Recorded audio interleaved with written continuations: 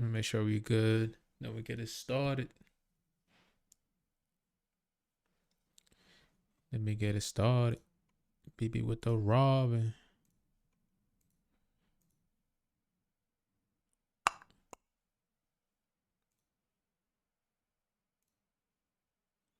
Let me make sure we good. Then we get it started.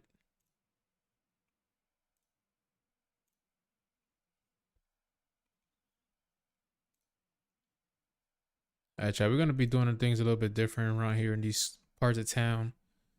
You feel me? But essentially, what we're gonna be doing is oh, my boy Milton in the chat. What's good, my boy? My boy back like never left for real. Yes, sir. Yo, dime Milton, que lo que contigo, manito. My boy doing the nature walks now, huh? I like that. I like that. That's vibey right there, bro. But yeah, bro, we about to do things a little bit different. Just a little bit different. We're gonna do some reactions. I wanna start doing reactions again. I feel like I've missed that shit. I ain't gonna lie to you. Especially with the stuff that's going on right now.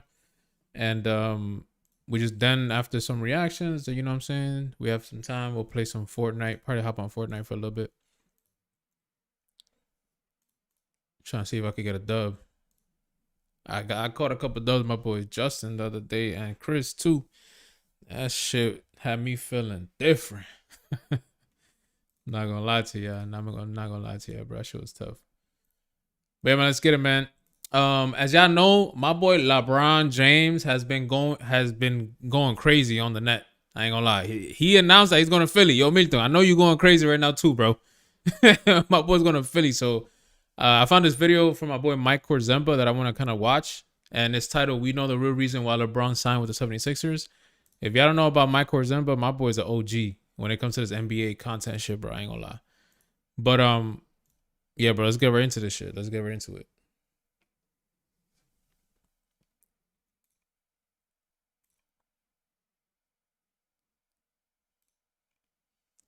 LeBron James has finally made his decision, and we know the real reason why. He is clearly chasing a championship with the Philadelphia 76ers. LeBron is actually sacrificing money to play on the most loaded roster possible.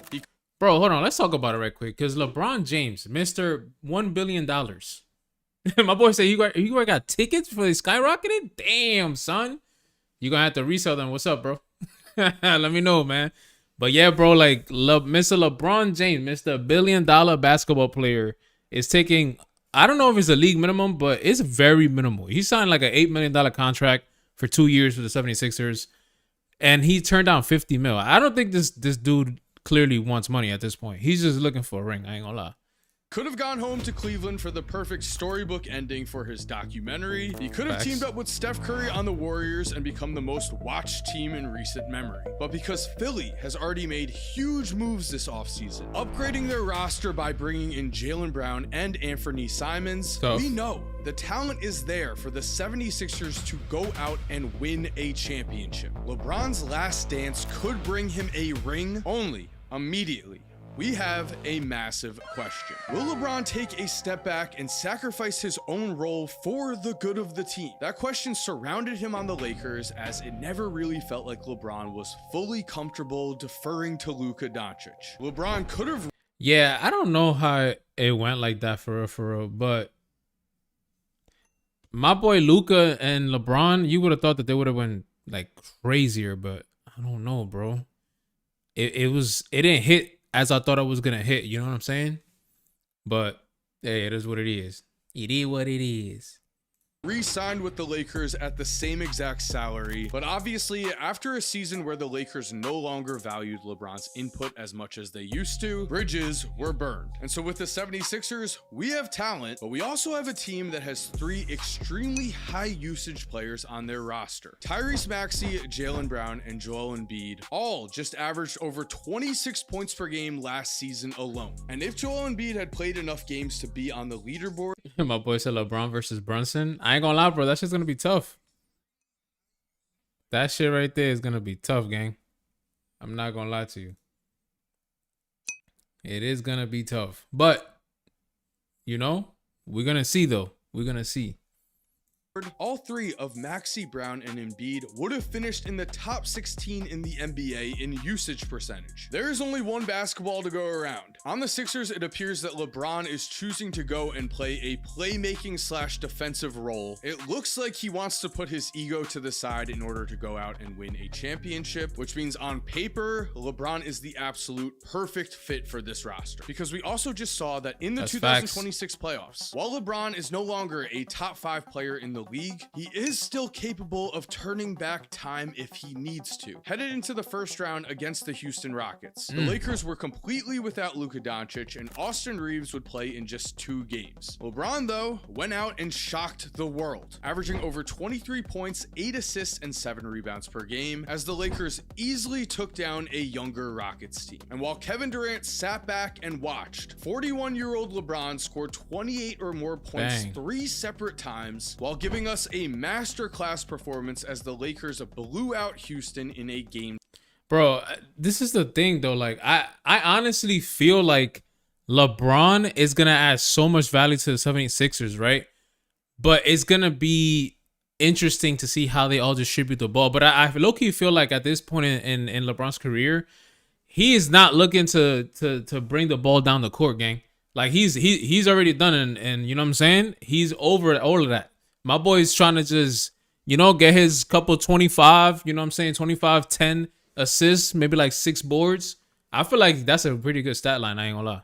6 embarrassment. LeBron just showed us that if They cooked the step 76. up, I mean, the he is Rockets. still capable of being a star who can lead a team to a playoff series win. But he also has his limits. The Lakers and LeBron's playoff runs were ended in the second round when they were swept by the Thunder. That series wasn't even close, so LeBron does need a very talented roster to go out and win a championship. But if we're being honest, that is also where the questions with Philly only grow louder. We, of course, cannot ignore the fact that Joel Embiid is one of the biggest injury risks in the modern NBA. When he plays, Embiid is still an all-NBA quality center. There's no doubting that. He just averaged 24 points, 7.3 rebounds, and 4 assists per game in the playoffs. He led the Sixers past the Celtics in Game 7 with 34, 12, and 6. Whoa. Except Embiid was only healthy for 7 playoff games. And he also played in just 38 games this season after playing in 39 games in 2024 and just 19 games in 2025.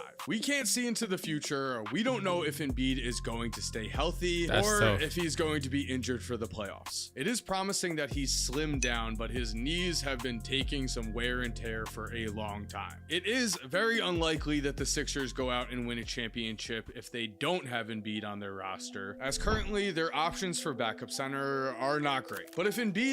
Wait, time out though, because like I ain't gonna lie to you, I feel like Embiid, he's a great like player all around, right? But it's the same situation where like the health is questionable. Like we don't know if he's gonna be healthy and whatnot, and that's a big liability. I ain't gonna lie, Embiid, you gotta tap in on my boy LeBron, gang. You gotta like let him know you need to get put into the cryo chamber as well, bro. The hyperbolic Dragon Ball Z chamber. He needs that shit, bro. I'm not gonna lie. My boy needs the LeBron James regimen because I don't know what it is, bro. It just feels... I think it's because he's so tall. It feels like he's about to, like, break a bone or something if he gets, like, you know, fouled crazy. But I don't know, man. Let me know what y'all think. If Embiid's going to be healthy or not. Is able to stay healthy. We still also need to ask ourselves, is this team enough? Will LeBron actually be willing to be the 4th option on a championship roster? It's here where I want to talk about one of the most promising signs for Sixers fans. LeBron's passing was proven to be elite last season. We know throughout his career, LeBron has been one of the best passers we've ever seen. And in 2026, according to Crafted NBA, LeBron finished in the 95th percentile or above in both passer rating, which judges the quality of a player's passes, and creation percentage, which shows us just how many open shots a player creates. So if LeBron takes on that passing playmaking first role while he also focuses on defense, again, he will slide into this roster perfectly. Only we can't ignore that LeBron still had a usage percentage of 27% last year, which was good for 24th in the NBA and was ahead of Austin Reeves. The question is, how will he feel deferring to guys like Tyrese Maxey and Jaylen Brown? Jaylen Brown has gotten a tremendous amount of hate this offseason. Not only did he go and make huge headlines when he said that his favorite season was this past year, the season where he got the ball the most, where he shot the ball the most, which resulted in a first-round exit for Boston. We would think. Wait, but what player is not gonna say my favorite season was the season that I got the most touches? Like, who's not gonna say that? You know what I'm saying? Like, I would definitely say that. Even it don't matter what the outcome was for my team. At the end of the day, it's a team sport. But if I get the most touches, you feel me? And I feel like I did a great job and the most that I could do, then I'm gonna say I had a great season. That's pretty much it. I think that the Boston Celtics championship run would be his favorite season, but I guess not. Also, the analytics community has completely turned on Jaylen Brown. One team's analytic department even went as far as to say that we view him as a 7th best player. 7 players, crazy. The drama didn't stop there. It was reported that people were getting tired of Jaylen Brown because he always sees himself as the smartest guy in a room, and that also he acts that way. But I want to ask you, are we really going to pretend like Jaylen Brown was not the 2024 Finals MVP? Even if you do think Jason Tatum should have won that award. In the 2024 Finals, Jaylen averaged over 20 points, 5 rebounds, and 5 assists per game. While on defense, he locked in and was an absolute menace. At the very least, he is giving Philly an all-star level player who might be even better than that, and who also already knows what it takes to win a championship. And LeBron might be the key to the locker room here. It is very doubtful that Jaylen is going to clash with LeBron. It could happen, it is a risk, but the smartest guy in the room act might be done here. I will say though, the 76ers questions just keep popping up. Right now, they don't have the most depth on their team for a regular season roster, but their depth is good enough for a playoff roster. So I have definitely making the playoffs. One of my biggest questions is,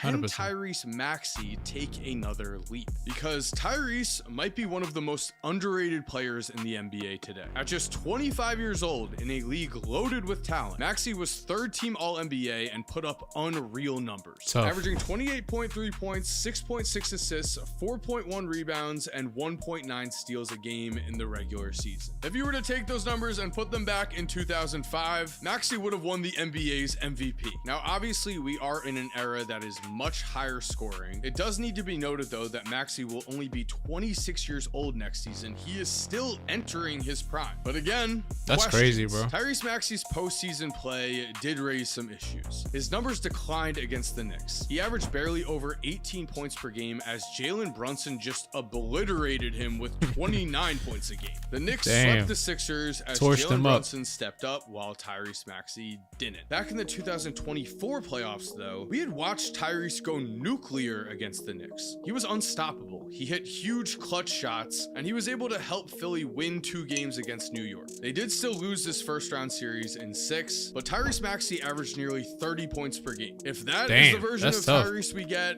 that is going to be dangerous. And what's really promising is that Maxey is a deadly catch-and-shoot player. Without Jaylen Brown or LeBron... Yo, I am famous. Appreciate the follow, my boy. LeBron on his team, and with Embiid missing a ton of time, Tyrese took less than half of his shots from 3 last season in catch-and-shoot situations. On catch-and-shoot threes, though, Maxey shot a higher percentage, making 41.7% of his catch-and-shoot threes. So he is a rare type of scorer who can create his own shot at a high clip, and is also extremely effective off the ball when spotting up. There really is no doubt the Sixers, if healthy, if the chemistry is there, are going to have an extreme amount of offensive firepower, which means for us, the question we have to ask ourselves, do they have the defense to actually go out and win a championship? Let's remember, the Sixers have never even reached the conference finals in the Joel Embiid era. The process has been a complete failure so far, but now LeBron gives this team the biggest swing they could possibly take. They could right all of the wrongs of the process, and by winning a championship, turn everything into a success story. Get that out of here. The team's biggest X factor on defense and in everything they do will be VJ Edgecombe. Before his rookie season, VJ made it clear where his mind was at when it came to fitting in on the Sixers roster. I also want to be an all-defensive team. You know they're going to think it's hard for a rookie, but I don't think it's going to be hard for me. VJ just had an incredible rookie season for Philly and looks like he could be an all-star level talent or higher. Amanda Kelly, Tyrese Maxey or rookie Cooper Flag? Damn, I'm not gonna lie, that's kind of tough because I feel like for me personally, I will go with Tyrese Maxey because I feel like he has, I don't know, he's showing more of an upside to me than Cooper Flag at the moment. You know what I'm saying? So I'm gonna have to go with Tyrese Maxey.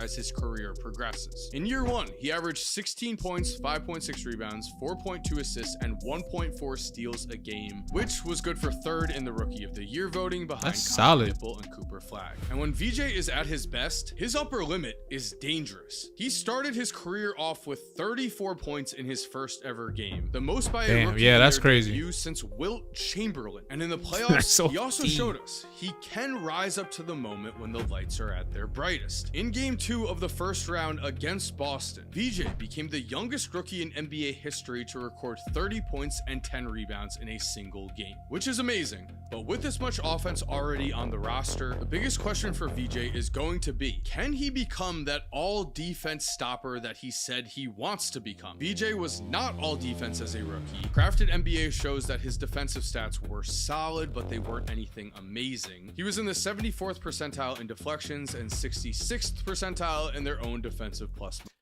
I ain't gonna lie, let's be honest here. Let's be honest here, chat. Who in the NBA that is putting up offensive numbers actually plays decent defense? Let me know in the comment section because I would love to know this. I would love to know. But I feel like most of the time, whenever there's somebody that's like an offensive threat, they're not really, they're like average on defense. You know what I'm saying? But I feel like in today's NBA, it's really hard to find like straight lockdown defenders. But I don't know. We'll see. Minus formula. So the potential for VJ to be a defensive star is there, his mindset is there, and the opportunity is there because VJ in year 2 will actually be able to take on a less of an offensive role this season. Facts. With Jaylen Brown, Anthony Simons, and of course LeBron James added to the roster. And if there is one thing we know for sure, the Sixers are going to be looking at this season as a championship or bust scenario. Joel Embiid's health is hanging on by a thread. LeBron did sign a 2-year contract, but he has a player option that gives him an out after 1 season, and he might also choose to retire after this year. The time for the 76ers to win a championship is right now. If LeBron fully buys into their system, if the chemistry can gel, if they can stay healthy, the Sixers will be tough for anyone to beat. But we also have to admit, that is a lot of ifs. So there we have it. Thank you for watching. If you're new to the channel, I really think you're going to like the 2 videos that are on the screen. I'm not gonna lie, chat. Let's go full face cam. I ain't gonna lie, chat. That's tough. I don't know. What do you guys think? Let me know what y'all think. Do y'all think the 76ers is gonna like make it all the way to the Eastern Conference Finals? And I don't know. I'm gonna be honest with y'all. Like, I feel like the Knicks had a hell of a run, right?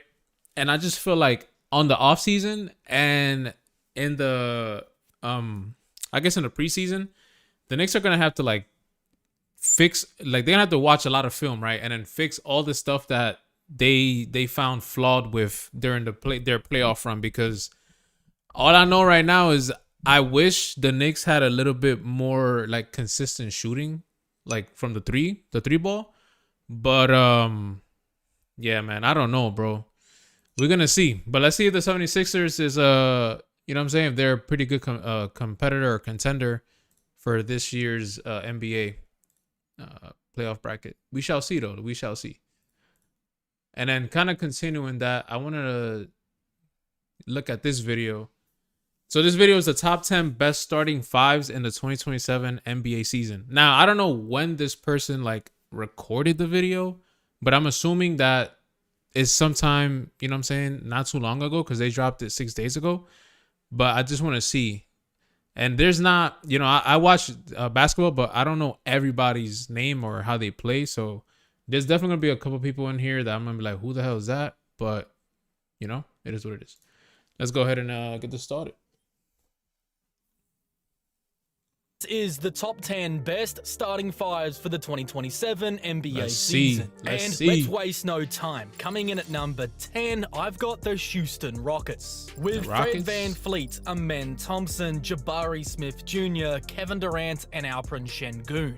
Solid lineup. is still going to be a formidable group. Yes, Houston were a train wreck to finish last season. They started the year looking like the Thunder's biggest threat and potentially the third best team in the NBA, but they just never improved offensively. Bang. If anything, I think Let's they go, actually Mason. got worse. And Kevin Durant's fit with this team became incredibly clunky. Some of that was KD's fault, especially when he struggled to handle really simple double teams. But a lot of it was also poor coaching from Ime Udoka, opting to run through Alperen Şengün in clutch time instead of one of the greatest isolation scorers ever. To me, I think it was a total misstep. And honestly, everybody deserves a little bit of blame for how the season ended. But the biggest reason that I still have Houston inside the top 10 is because of the return of Fred VanVleet. He's one of the best pass-to-turnover ratio guards in the NBA. And this team Bang. desperately needed someone who could settle them down, organize Yo, Mason, I'm chilling, bro. Just watching some NBA vids. You what's up and like? Appreciate you, man. the offense, and get everybody into their own spots. On paper, this group is going Yo, Zach, appreciate the sub and the like, my boy. to be pretty good. I mean, you've got defensive weapons, you've got a great isolation bucket getter, and you've got Şengün as a post-up offensive hub. Appreciate you, Mason. Now, I would still love to see Şengün become a Bang. more efficient finisher around the basket and to sharpen some of those playmaking reads. But he Damn, is still floater was someone crazy. the Rockets can effectively run some offense through, particularly when Durant is sitting or seeing extra attention. But the big thing with the return of Fred VanVleet is how I believe that could really unlock Amen Thompson. Last season, Amen was What's your favorite team? I'm not gonna lie, Mason. I don't have a favorite NBA team. I like to follow the players a little bit more. But right now my favorite player is LeBron James. That's the goal right there. That's my goal. You know what I'm saying? That's my goal. given more point guard responsibilities, which really took him away from what made him so special as an off-ball mover and backdoor cutter. With Fred back in the fold and Marcus Smart to come off the bench, the leap that we expected from Amen last season might simply arrive just 1 year later. Yes, Houston still has concerns, but the talent and defensive ceiling are just too strong to leave this starting five out of the top 10. Now coming in as the Oh, that's what's up, Mason. Yo, I ain't gonna lie. Do y'all think Kevin Durant is washed at this point? Or do you think he's still solid for a good 25 on any team that he goes to? Because I don't know. I feel like KD makes no noise right now. Like nowadays, KD makes no noise, gang.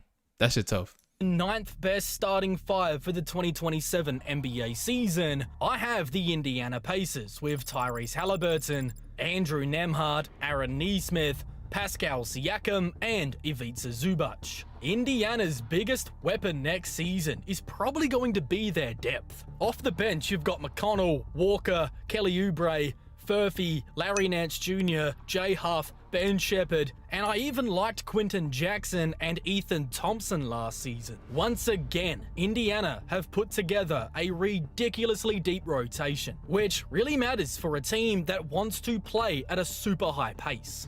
I ain't gonna lie. Do y'all think? Cause I also like Ja Mart. Who's that? What team he play on? John Morant. You talking about?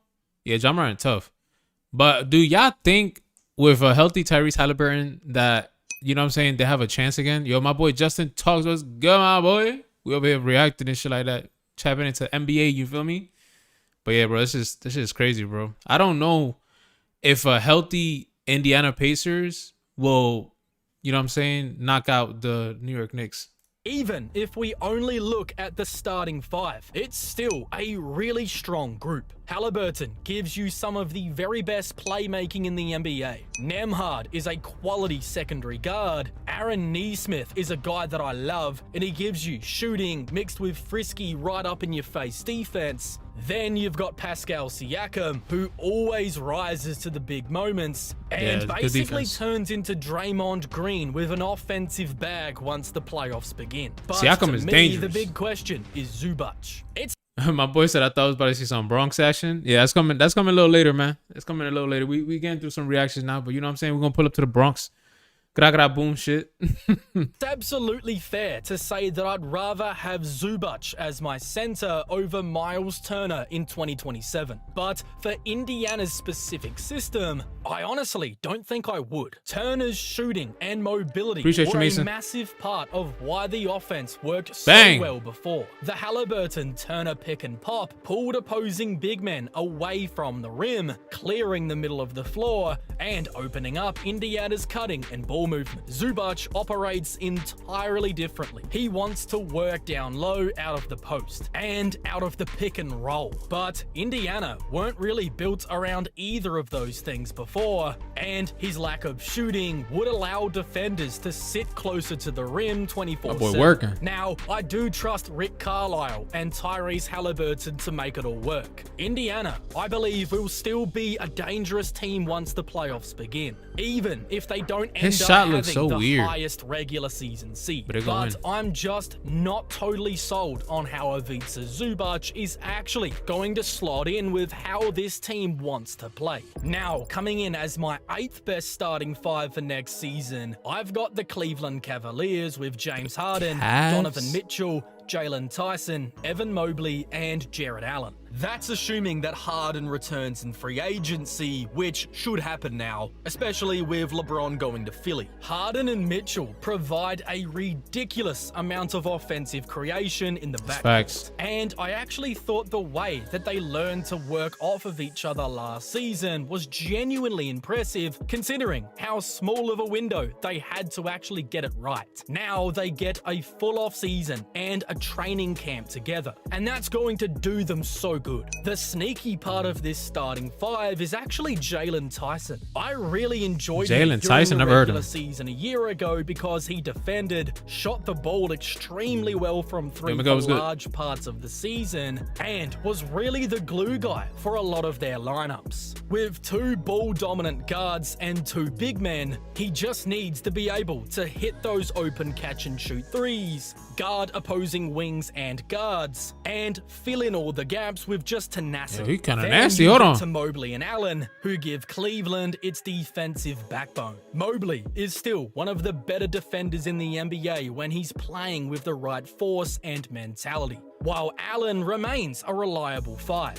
Cleveland will also stagger those groups, so Mitchell plays with Mobley and Harden plays with Allen, giving them 2 natural guard big combinations all throughout the game. This should once again make them an excellent regular season team, but the playoffs is where we have to hesitate. A Harden Mitchell backcourt puts too much pressure on a guy like Tyson defensively. And we saw that firsthand against New York for Dean Wade and Max Strus. Cleveland kept closing with both Harden and Mitchell on the floor together, even when they probably should have benched Harden in favor for Mitchell, Wade, and Strus to give them one more capable defender to stop the Knicks. But they just didn't do it. And I don't trust them to make that uncomfortable decision next time either. Just like bro, Jalen Brunson was torching, bro. Oh my God, bro. He was just straight torching his shit. like it was in the playoffs just gone. I think egos could really be their undoing again. Now, coming in as my 7th best starting 5 for the 2027 NBA season, I have the Toronto Raptors. This is all assuming that the Kawhi Leonard deal goes through, giving them a starting unit of Emmanuel Quigley, RJ Barrett, Kawhi Leonard, Scotty Barnes, and Jakob Poeltl. Personally, I would rather see them go with CMB at the 5, but I don't think Toronto is going to pull that lever immediately because they want to keep the door open for trading Poeltl at the deadline. And if you go and bring Poeltl off the bench, you're just going to nerf his trade value. That decision is ultimately why I have the Raptors here at 7. If you put Colin Murray-Boyles in at the 5 instead, then I probably put this starting 5 up into the top 5. Now, even with Poeltl at the 5, this is still a scary frontcourt. Kawhi and Scotty could become one of the better duos in basketball, especially... I'm not gonna lie to you, Kawhi Leonard is still really nasty though. Like, I know he's not super flashy and whatnot, but he's one of those players, bro, that's going to give you a clean, like, 20, 25, 10 boards, and, like, 6 assists. Like, I feel like he played in Toronto already, but I think he could make a really big impact this time around. The more time they get to play with each other. Scotty showed massive flashes in the playoffs as a legitimate distributor, and yeah, Scotty Barnes really nasty, think bro. that becoming the second option for this team is just the role that he's supposed to have. The backcourt is also really solid too. RJ Barrett was playing great basketball last season. I also like Jamal Shed and Jacoby Walter off the bench, and yeah, the Quickly experiment has been a little up and down, but if he can stay healthy next season and thrive alongside a stronger infrastructure, maybe this could be the year where he finally settles into the role. The swing piece to me, though, is Jakob Poeltl. The year before last, he was viewed as one of the more underrated centers in basketball, but last season, the back injuries really seemed to catch up with him. He still could provide good pick and roll play and connectivity with his passing, but his defense is a major red flag. Either way, Kawhi gives them something that Brandon Ingram wasn't able to deliver last season. Consistent and efficient bucket getting. He averaged about 27 points a game a year ago and had stretches where he was legitimately playing at a top 5 level. Health is always going to be the question, but if these guys can actually be on the floor, I believe the Raptors have one of the better starting units in basketball. Now, coming in as the nasty, 6th bro. best starting 5 for the 2027 NBA The Timberwolves, season, bro. Yo, I ain't gonna lie to y'all. The Timberwolves gotta be one of the top maybe 3 teams that I'm keeping my eye on this upcoming season because yo, the trade that they did with LaMelo Ball and Anthony Edwards, yo, that's gonna be nasty, bro. That is gonna be nasty. Let's see. Of the Minnesota Timberwolves with LaMelo Ball, Anthony Edwards, Ayo Dosunmu, Jaden McDaniels, and Rudy Gobert. That's a tough lineup. Should be incredible to watch. LaMelo Ball and Anthony Edwards feel like the perfect yin and yang. LaMelo gives you the playmaking and distribution, but can struggle with scoring efficiency and defense. While Anthony Edwards is a more reliable scorer and a better defender, but has just never been an elite playmaker. That's the thing that I feel like they were lacking. They were lacking a really true, like a true pure point guard. I feel like LaMelo Ball gets you buckets. And he could, you know what I'm saying? He got crazy ass playmaking too. Theory, they should make life a lot easier for each other. And the bigger reason as to why I think their combination's really going to work is how both of them are pretty good at playing without the ball. So this shouldn't turn into a my turn, your turn basketball fit. I believe they should actually be able to operate together, and I expect Minnesota to stagger their minutes over the course of the whole game, allowing them to have an all-star guard running the show for a full 48 minutes. Jaden McDaniels as your third option is also pretty deadly too. He's added so much to his game offensively, and we already know that he's one of the better wing defenders in the sport. That leads us into the concern with this group. They are small. Ayo Dosunmu playing the 3 is pretty undersized, and McDaniels still feels like a natural 3 instead of a power forward. As this lineup currently stands, I believe it's going to put a lot more pressure on Rudy Gobert,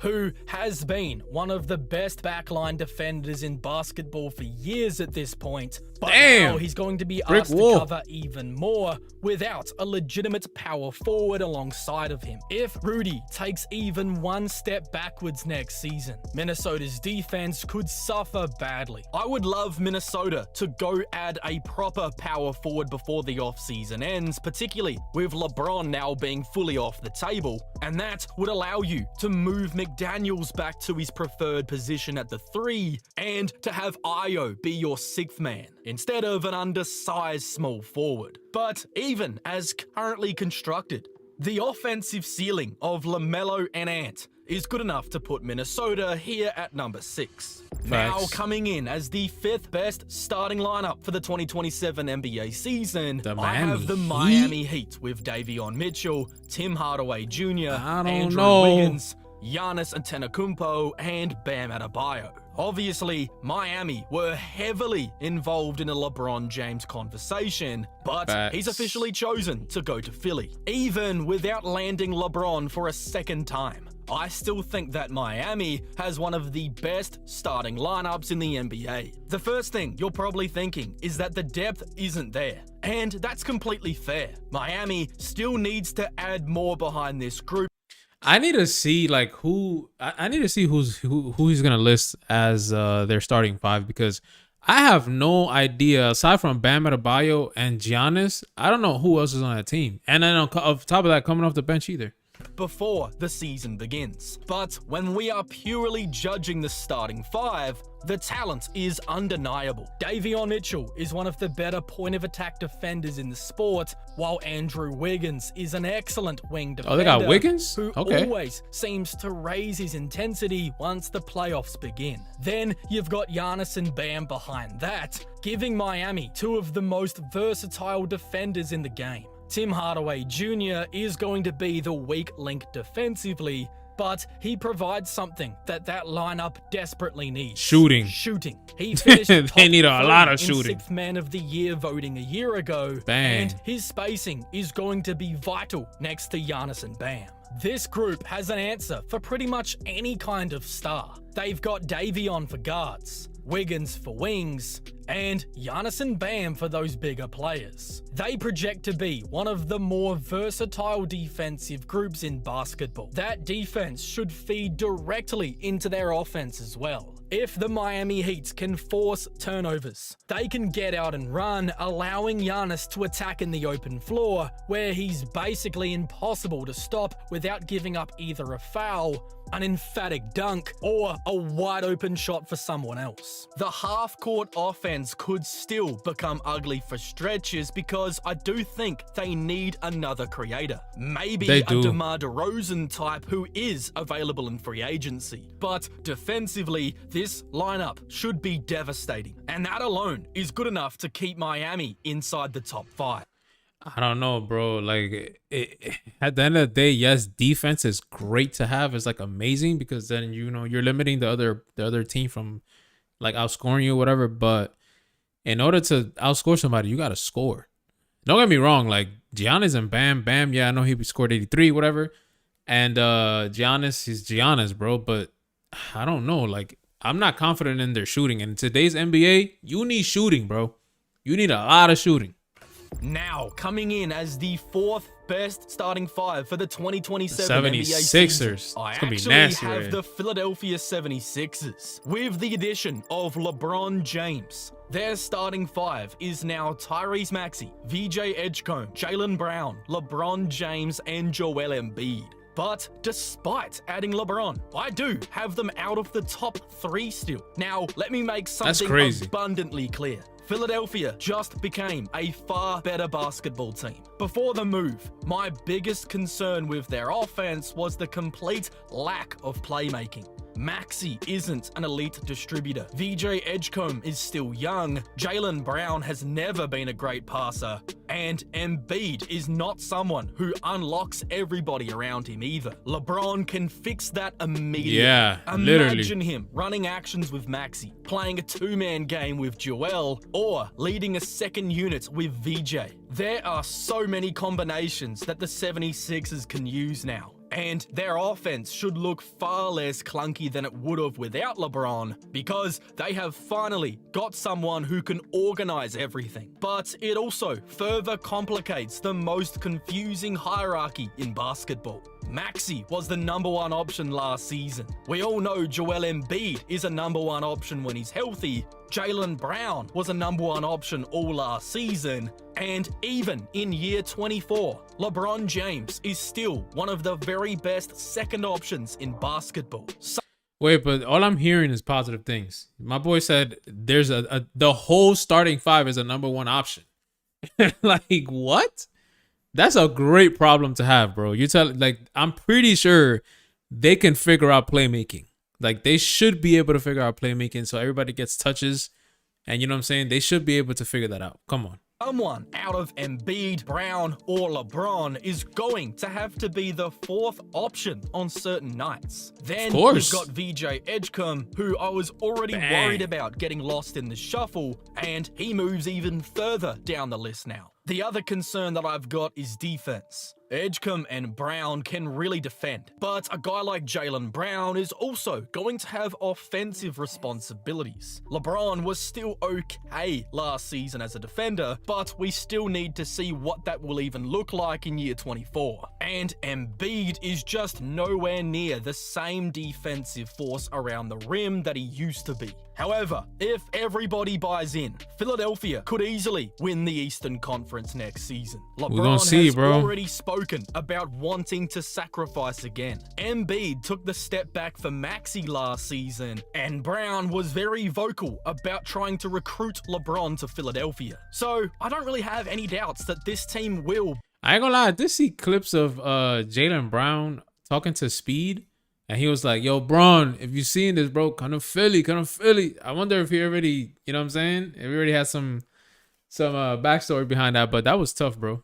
Buy in. But compared to the three teams above, Philadelphia still can't match their defenses, continuity, or clean fit. Only one player can have the basketball at once. And right now in Philadelphia, I just believe there's too many cooks in the kitchen to absolutely move them inside of the top three. Nah, bro, you're bugging. I completely disagree with that. If anything, the 76ers is top 2. Now, coming in as my third best starting five for the 2027 NBA season, I've got the Oklahoma City Thunder with SGA, Cason Wallace, Jalen Williams, Chet Holmgren, and Isaiah Hartenstein. Cason Wallace steps into the starting five after the departure of Lou Dort, and honestly, I think that lineup might be even better now because of it. Wallace gives them more offensively with his better shooting and ability to be a threat out in transition while still being an excellent defender. Now, Cason did not take the big leap that everybody was expecting of him last season, but he did come alive in the playoffs and was massive in that Game 7 loss to San Antonio. Something that has gone really under the radar with the Thunder is how rarely their best players have actually been healthy together. 2 seasons ago, it was Chet Holmgren, who barely played any games in the regular season, but returned for the playoffs and they were good enough to win the title. Last season, J-Dub constantly dealt with hamstring injuries and a hand issue to begin the year, and yet the Thunder still made the Western Conference Finals. So to me, it goes without saying, if the big three can finally stay healthy together, this team truly could reach another level. I'm a massive Jalen Williams believer because the year before last, he was playing at an all-NBA level, and he's also the same guy who had a 40 ball in the NBA Finals. Williams impacts the game on both sides of the floor as he's a way better playmaker than people realize, and he's quietly one of the better defenders in the game. So losing Lou Dort does hurt a bit defensively, but I think Jalen Williams can just take on those normal Lou Dort assignments while giving them a dramatically better offensive play. Everything here, though, is still led by Shea, who I see no reason as to why he won't deliver another MVP caliber year. And then you've got Holmgren, who was excellent against pretty much everybody except for Wembanyama and the Spurs, which still is just a massive issue. Let me find out Wemby's his kryptonite, bro. That's tough. And considering the fact that that's your biggest threat next season and the team that just sent you home, so he definitely still needs to add more size, become stronger in the paint, and continue to develop offense. Better hit that weight room, my boy, because it's only gonna get worse, bro.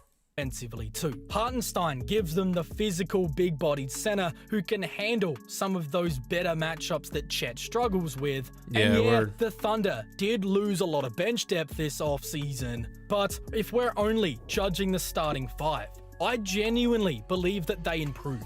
Now coming in as the second best starting five for the 2027 NBA season, my boy JB. I've got the defending champion New York Knicks with Jalen Brunson, Mikal Bridges, OG Anunoby, Josh Hart, and Karl Anthony Towns.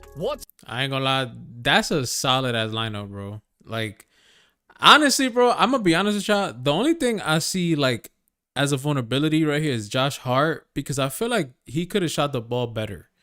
Like, he had a lot of opportunities from the playoff runs that I was watching, that he could have hit a 3-point shot and it would have impacted the game so much, because he was butt ass naked. You know what I'm saying? Like, that shit was crazy. What's crazy is that 1 year ago, this exact starting five wasn't very good in the JB. playoffs. There was real scrutiny over this group because they were clearly playing better when they weren't in the game. Then you swap Tom Thibodeau for Mike Brown, who came in and completely changed the way that they played. And just 1 season later, they're NBA champions. It's crazy. Jalen Brunson obviously is the head of the snake. He can score the ball in so many different ways. But the reason this lineup has become so dangerous is because everybody has bought into playing a team game. OG Anunoby was sensational throughout the previous playoff run, providing amazing shooting and great defense. Mikal Bridges was also unconscious from the floor while still giving them another really great wing defensive option. Josh Hart brings the rebounding, the hustle, and the occasional transition play while also making solid decisions with the ball. Karl Anthony Towns is the magnet that makes this whole thing work though. His ability to score the ball from literally anywhere at the center position completely stretches out the floor. Yeah, that shit makes a big difference when your big man can actually like shoot and they have like a 3-point game or a midi game, because then they're not just like around the paint area at that point. They could be anywhere on the wing, in the paint. It don't matter where it is, bro. That shit definitely makes a big difference when it comes to stretching out the floor. But my boy Cat is him, bro. And I thought his defense went seriously underrated throughout the postseason as well. Bro, my boy locked up Wemby, gang. Wemby wasn't on shit.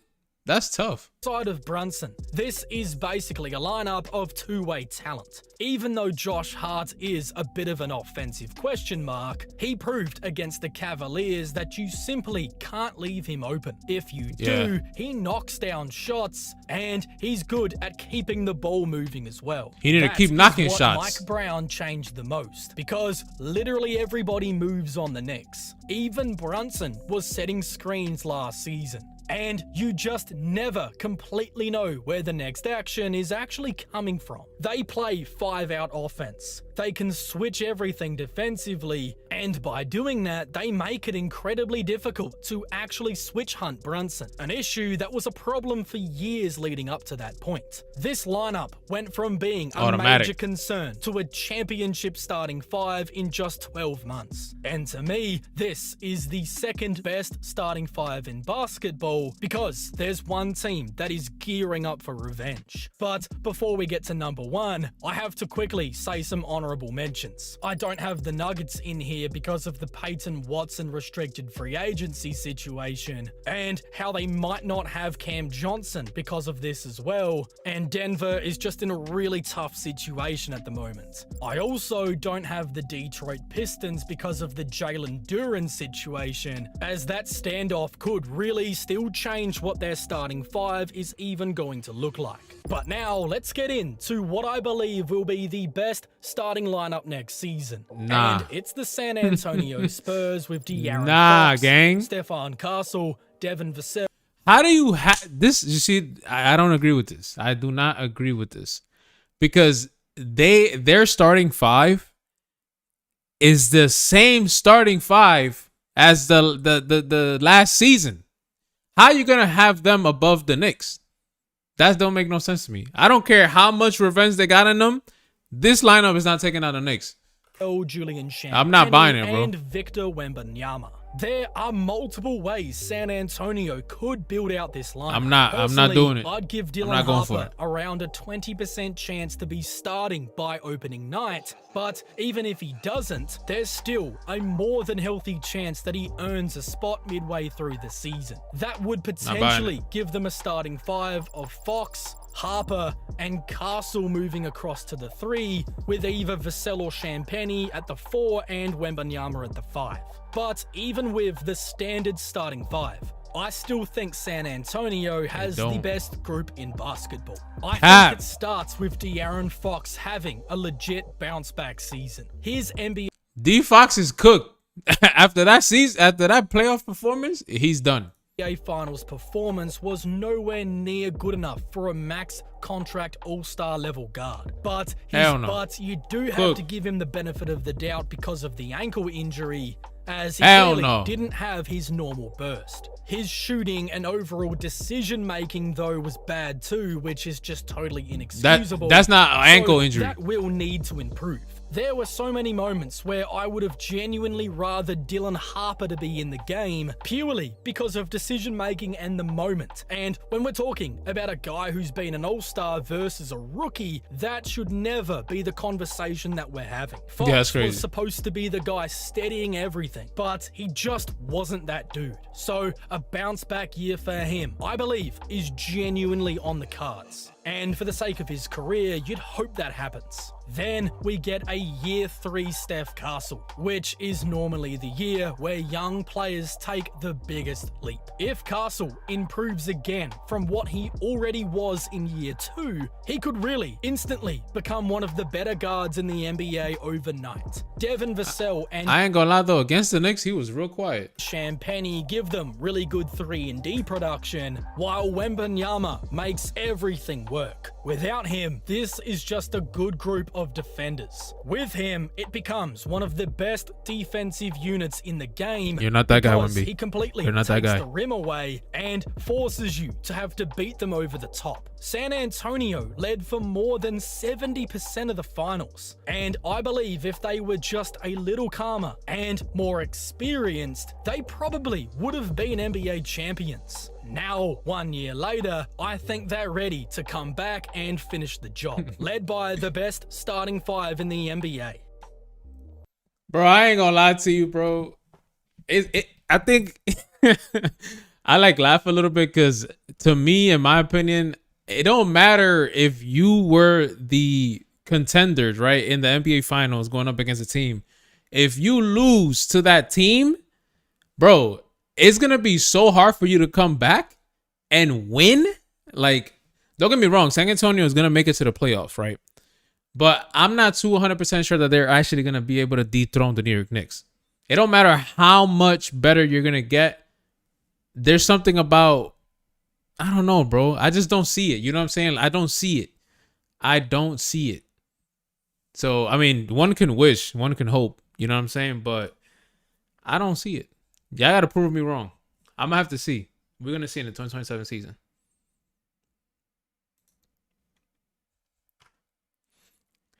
All right, man. And then just continuing the basketball, Jones. We're getting through these videos, man. Yes, sir. But look, I know I'm super out the loop when it comes to this, but my boy Flight played Cash in 2026. This was about a month ago, so I'm dumb late to this, but we're going to tap right in, bro. Let's get it. I ain't gonna lie, who y'all got? Who y'all got? I feel like historically, Cash always been the one to take the dub, but we're going to see.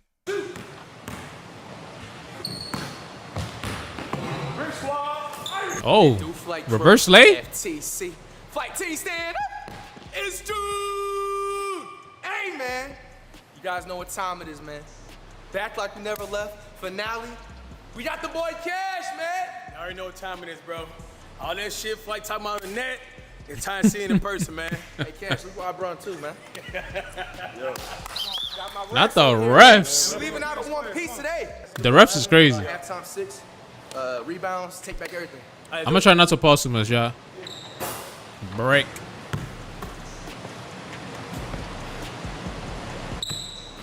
Top of the key. Nope. You missed it? It's fire that they got their own like gym. That's OD fire. Wait, did you miss it? Oh, you missed? I thought you made it.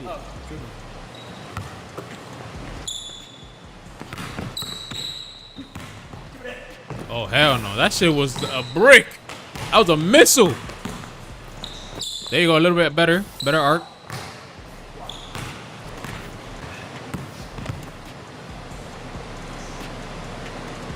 Is it me or Flight look tired or what the hell?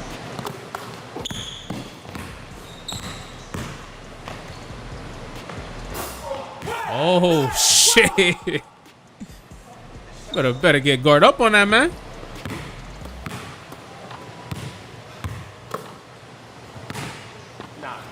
Hell no. Buddy took a half-court shot. Who you think you feeling like? Who you feeling like, gang? My boy tweaking.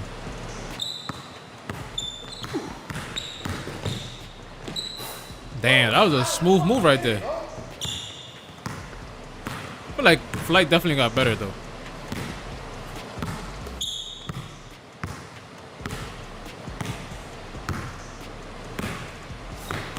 Oh, he fried him right there on that one. Whoa! That was a nice lay. 3.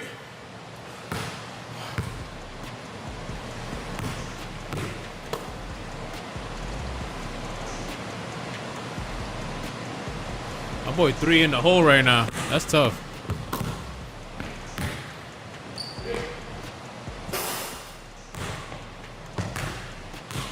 You should have shot that. Nah, the instant replay is crazy. Nigga high-fived this shit. That's tough. Last year, man. You grew an inch, dog. You say you going in, it's crazy. Break.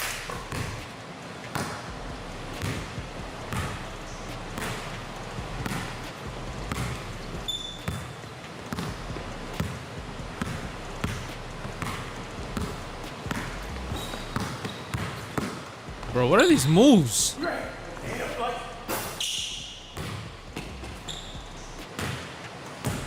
Cash need a little bit more bag work. I'm not gonna lie to y'all. What is this? I know, what's that? Crash, we already know what I'm about to do. I think. Nope. Oh my. Mitty? Oh my.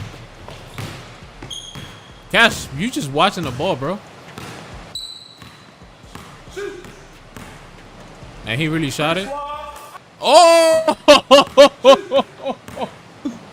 Bang bang! Talking about brick squad. He hit that shit. That's tough.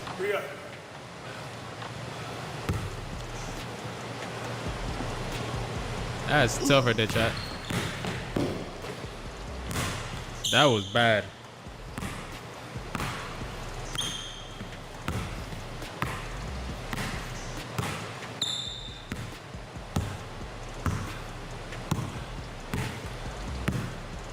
Bro, I ain't gonna lie. Flight is gasping for air right now, son. My boy is looking like a fish out of water, son. He's like, damn, son. You need conditioning, bro. That's money. 4-3. Beat him to the hole. Is that left hand? Huh? Is that left hand? Yeah.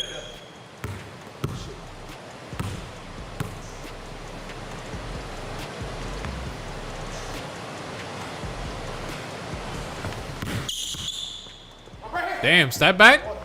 Woo! That would have been nice, bro. Let's see if we make this. Nope.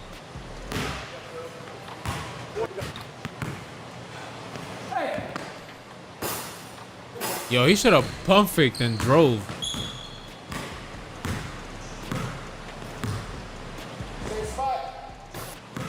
Yo! Bang! Irish spring, green, green. Yo, I ain't gonna lie, Cash, you're gonna have to guard that up. 5-4. 5-4. Yep, now he's guarding it. Now he's guarding. He believing it. He believing it now. Oh, nice little strap. Oh, he should have finished that, bro. Sold.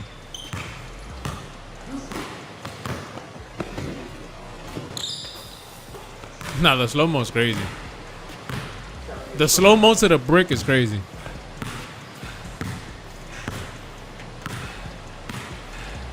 Yeah, look at Flight, bro. He's gasping for air, hands on knees and all that. Pause.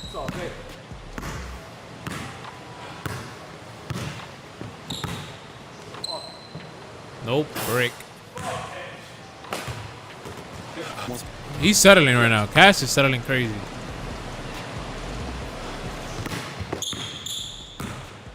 Oh, nah. He called it. Low-key, well, I feel like Cash is tired too, though. Oh! Oh! Oh, shit! My boy looking like Jamal Crawford out there. Halftime 6. Nah, that's tough.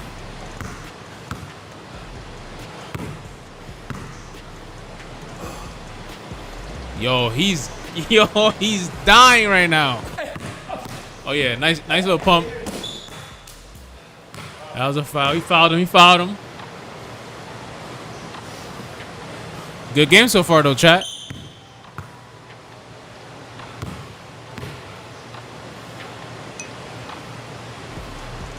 Yo, Bennett, nah, I don't play Roblox, bro.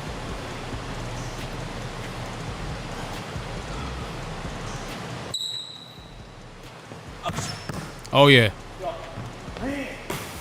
Bro, he need bro, I ain't gonna lie.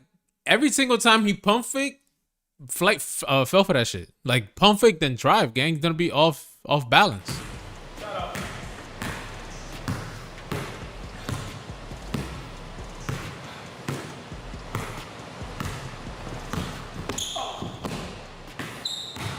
Holy fuck.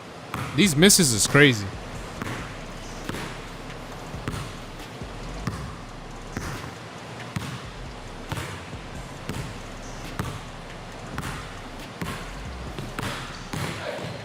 Oh, good pump fake. Finish that. You gotta finish that, bruh. Oh, no. Oh, he would have made that? Cash playing with his food right now, I ain't gonna lie. It look good.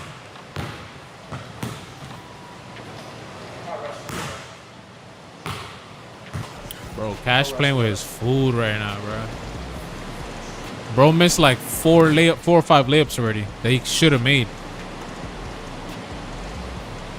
Yeah, he's tired. They're both gassed. This is actually crazy.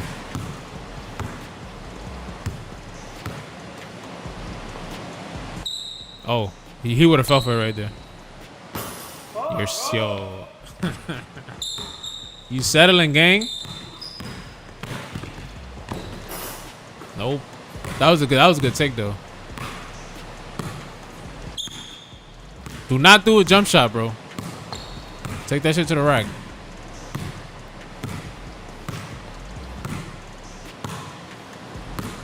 He's buying time. Look at this.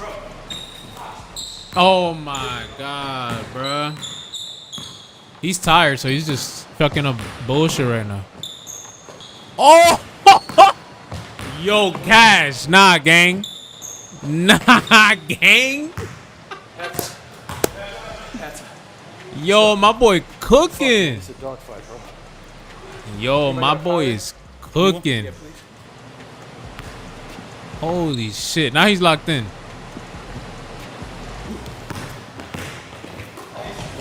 Oh, good D. You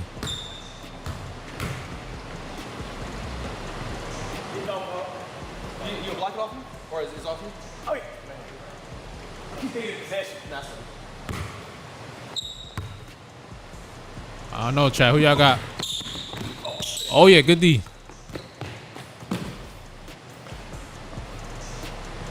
That should be Cash's ball right there. The fuck? I don't know. They're playing a little weird. And one. Oh, shit. And one. Nah, who Flight feeling like? Oh yeah. Oh, I'm about to say he makes that. Nah, Cash, you gotta hop on that treadmill, my nigga. The fuck? Do not shoot a jumper, bro. Oh my god, he shot a fucking jumper. Yo.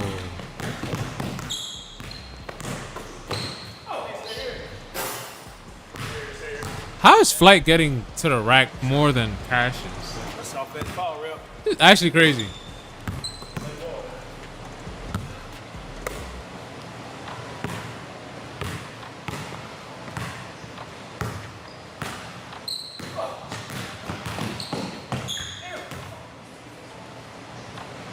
Telling you, bro. Flight's getting to the rack.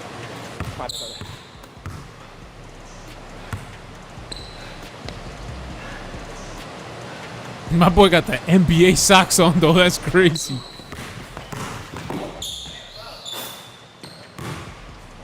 Yo, he just threw that shit up there.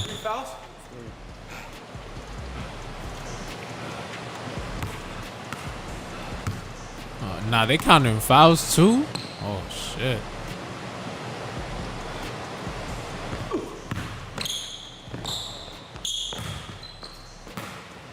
Cash, do not shoot a jump shot, bro.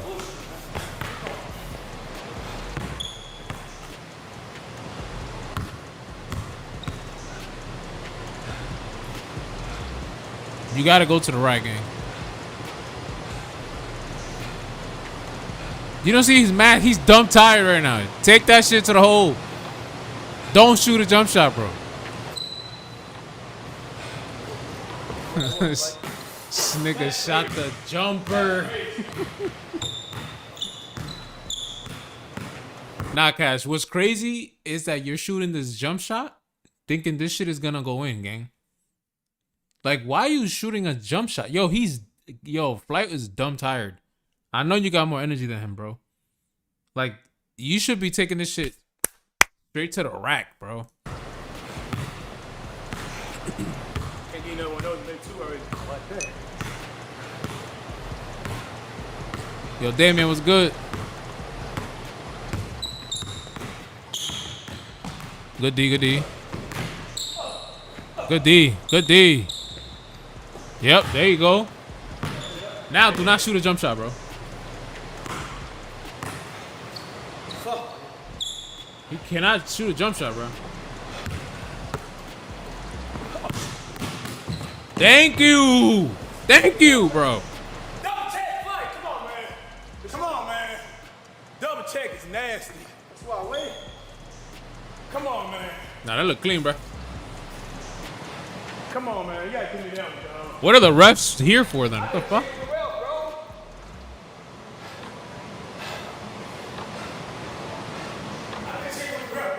Buddy is buying time right now. Yeah. What the ref say? Oh. That leg was kind of nice. My boy styled on him. He said, "That's it." Yeah. That's tough. Oh, nutmeg! You gotta make this, bro.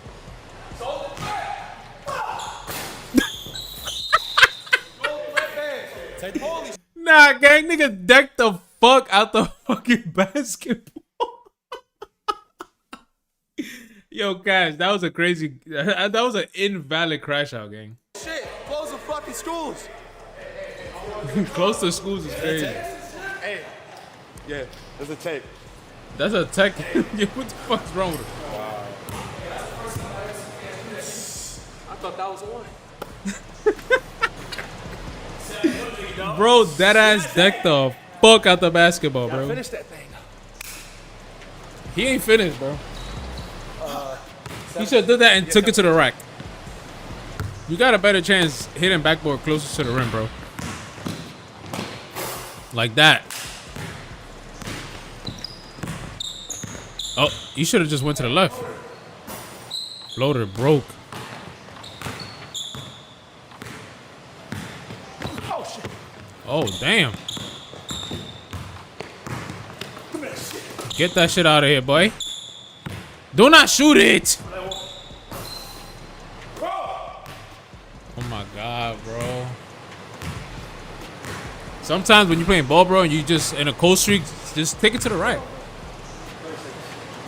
This nigga said 30 seconds. He's dying. 7-6. What is game right now? Game is 12, 11, 10? The fuck is game?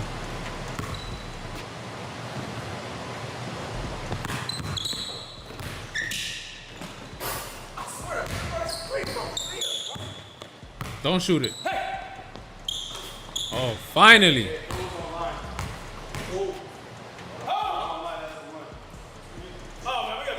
Bro, this guy, every time he makes the ball, it's an excuse. After reviewing the play, it's a 1. Yeah, play ball's crazy. That's nasty. It's nasty. Foot was on the line. You gotta respect it. He called it. Gotta respect it. Ooh, that would have been tough. Oh yeah, good hustle, good hustle. Now take that shit to the rack all the way. Oh yeah, all the way. That's good money. There you go. Now you gotta take that shit down to the hole, bro. You gotta be strong with this shit.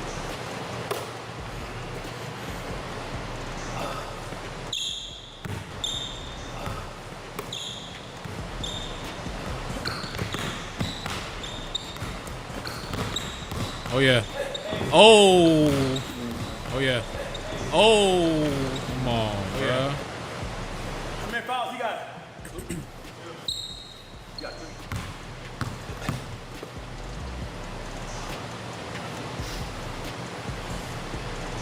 If I was cash, bro, I'm taking it to the rack for the rest of the game. I'm telling you, bro.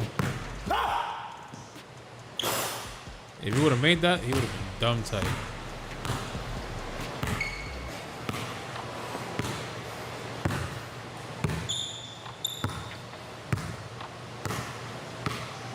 Yo, this shit made me want to play ball. I ain't gonna lie. Oh yeah, all the way, all the way.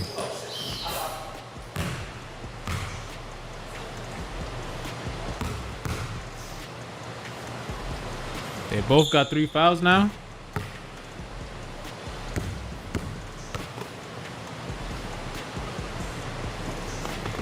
Oh goddamn!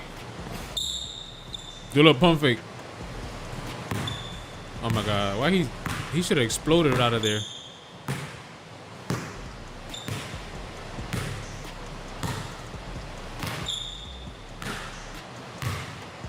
Why he dribbling like this?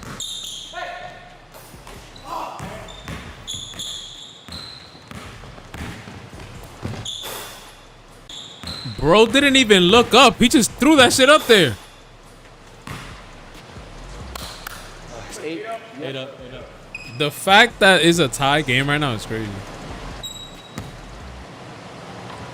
Flight really got better, bro. Like way better. Oh hell no. Yeah, he's wilding.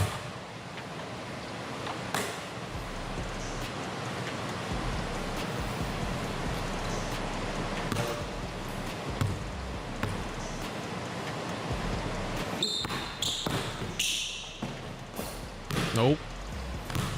Get that out of here. Oh yeah, that's money. That's money. You gotta do that yo, the past like 6 possessions. That's what you should have done. Hey man, you hanging more than me, bro. Like literally, bro. Nah. Fuck, I gotta be careful now. I gotta play defense. Not it. Don't end this shit on a jump shot, bro. Please. Secure the dub.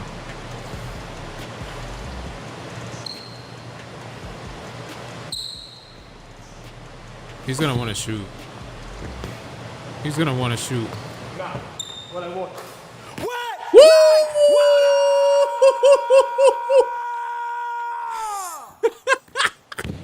Yo, I'm not gonna lie though, Cash, you barely won, gang.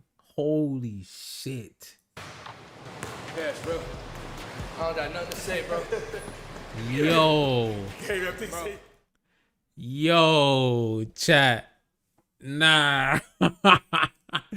Yo, the fact that Cash almost lost to that is crazy. Like that's crazy, bro. Cash would have beat himself. I'm not gonna lie to you, because he just kept chucking up like dumb shots. When you clearly see your opponent is gassed, bro, that's when you gotta attack. You're gonna have better looks at the paint in the rack. You know what I'm saying? But hey, man, that shit was tough. That was a W vid right there. I ain't gonna lie. W vid. My boy Cash came up, but I know Flight is dumb tight, bro. I know he dumb tight. That's tough.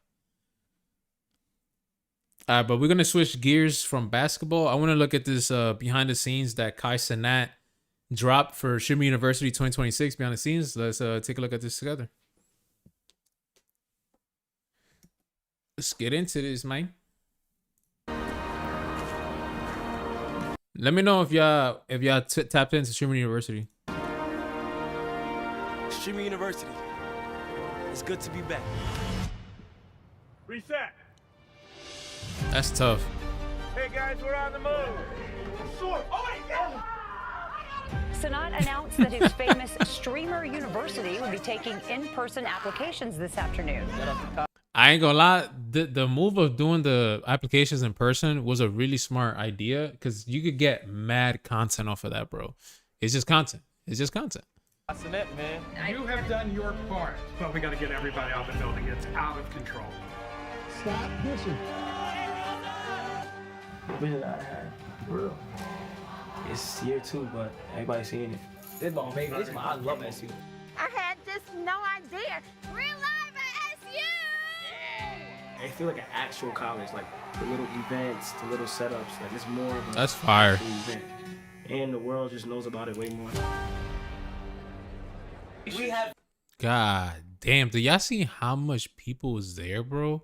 I seen somebody say some sort of statistic that, like, if you got accepted to Streamer University, it was like you won the lottery, gang, because it was like over 500,000 to like I think 1.2, 1.5 million like people that applied, and only like 125, 130 got in. So that's you won the lottery. I ain't gonna lie, if you got into that shit. We've never done in-person application. We have never done it. Standing here at the line at Streamer University applicant in person. Like, I've been had this idea.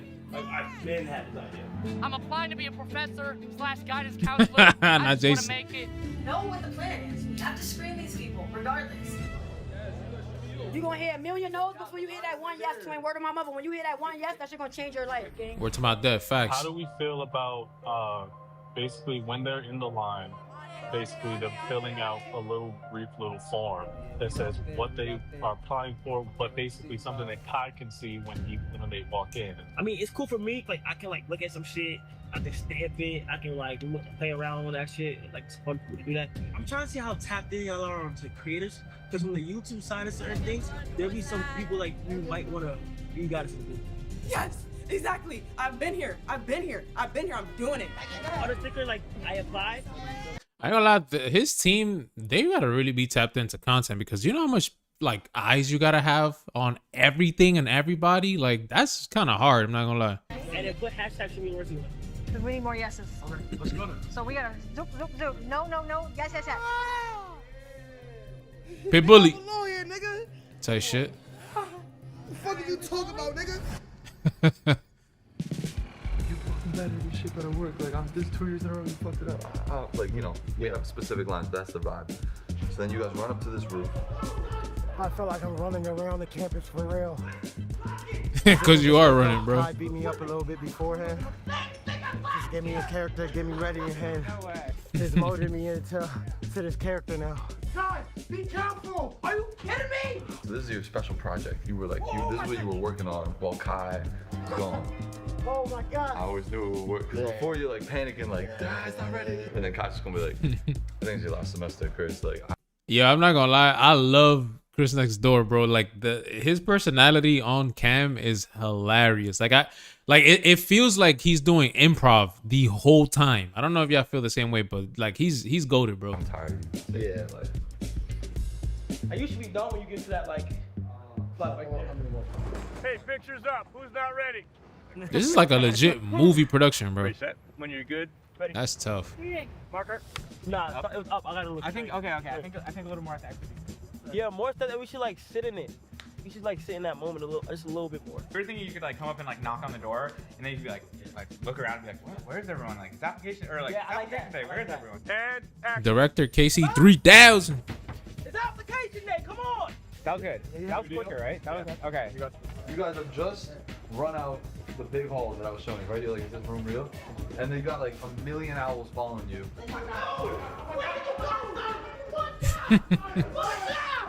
Yo. So all you're trying to do is just run as fast as you can. How is the shot gonna look when we reveal it? Chris, what the hell is that? Yeah, the acting is really good actually. I want it to whip, and I'm like in emotion. Okay, so we'll time it a little bit quicker. So here, Kai, that means when No, I just gotta. When you say whip, I just gotta poke. Oh, it's right here. Oh, Wilson, it's not ready yet. It's not ready yet. What the fuck is that? Damn, in the last shot, he panned out really good when I was talking to Chris. You see, like it makes it more funny. Yeah, that's fire. Bro, imagine being able to direct your own shit like this. That would be elite, bro. Oh my gosh, I can't believe it. It worked. Bro, that shit is crazy, bro.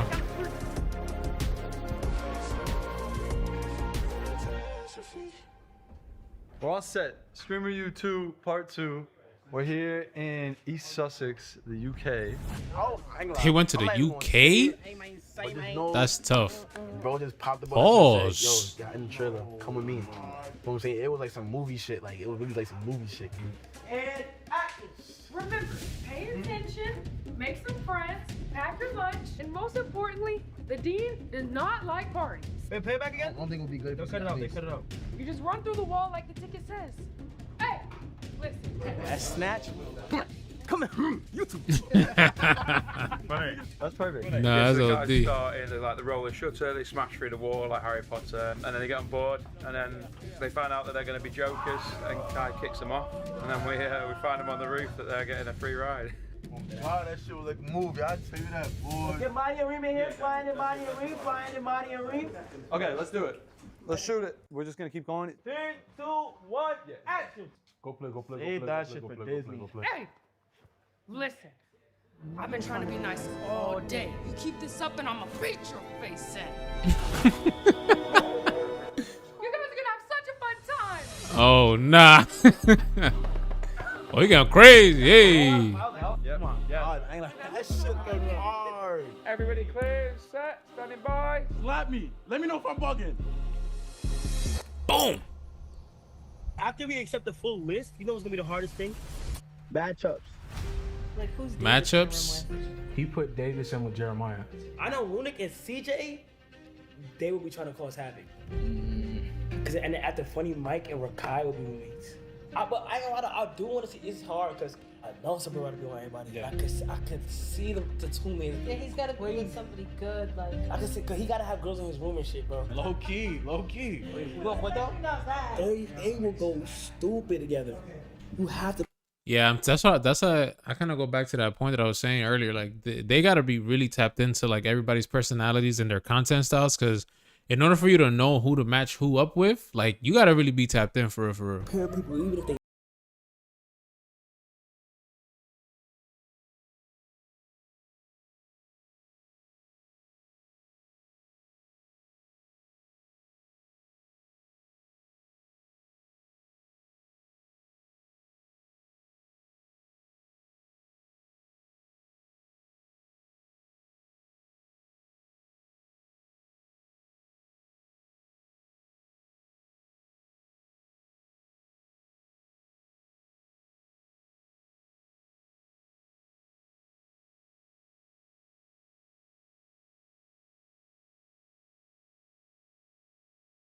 Up storylines and shit. The peripherals, aka just this dormitory, there's like only 60 PCs in this one. Holy every single shit. desktop PC has to be plugged into the wall, turned on, pre-configured in OBS, literally ready to go live. We'll start right here. With all the cameras. Crazy. Just like the Mafia thon. The most silent the campus would be. Bro, the level of production that Kai has is actually insane. Because imagine having to plug up or even purchase all of those PCs. I know he has sponsorship and stuff like that for this one, but like imagine how much bread that those PCs cost, gang. Like altogether, easily he's clearing in equipment and technology. He's clearing at least $1 million, bro. I ain't gonna lie to you, $1 million in tech, just tech. Before everybody comes this week. We're just setting up for Phantom's multicam while we're in the PD station. Right now we just have the PTZ on. Boy, but other Phantoms. That shit was charging at crazy, the bro. moment. That's Wait, UPD. where's that camera? Right over there. It's everything I wanted to do since I was a kid, man. But Walton. I'm doing good. I'm very, very excited. I think this year is going to be better than last year, and knowing Kai, he's just going to keep elevating. We ain't playing around. We ain't playing fair. I gotta react to them highlights. You know, my goal is to try to get everybody to come together and make something for the university and not for each individual person that's making the song. I missed the beach up again. Day one was fucking insane. Your boy Will. Let me tell you, the girls on campus, holy fuck. The first official Streaming University alumni. We are gonna pick who we think it should be on the basketball team. I do not mind the cheerleaders in goddamn basketball teams having their shit earlier than every other club. Stop complaining, y'all grown ass men. I understand it now. Years, over 5 years. So when Kai gave me the call, he said he wants to treat Streamer U like the NBA. He tried to take a charge. Stop crying every time right now. Y'all was up 17-5. Now it's 17-17, and the first thing we doing is what? Be honest. Making excuses. I think awards matter. Yo, that shit was tough. Keep the jersey, trophy, they're having a big celebration. They don't feel like they go out to the party and it's just like they won, you know? Yo, I ain't gonna lie. They was moving like they won the NBA finals, son. That shit tough. Over. Everybody that was on the class of 2026 team is getting a Streaming University fucking ring. That's tough.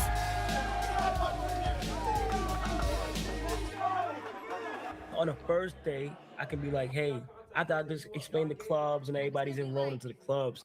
All right, clubs, y'all will have the last day to present what y'all been working on. They'll have major professors. Like, what? It actually feels like a college day. That's tough.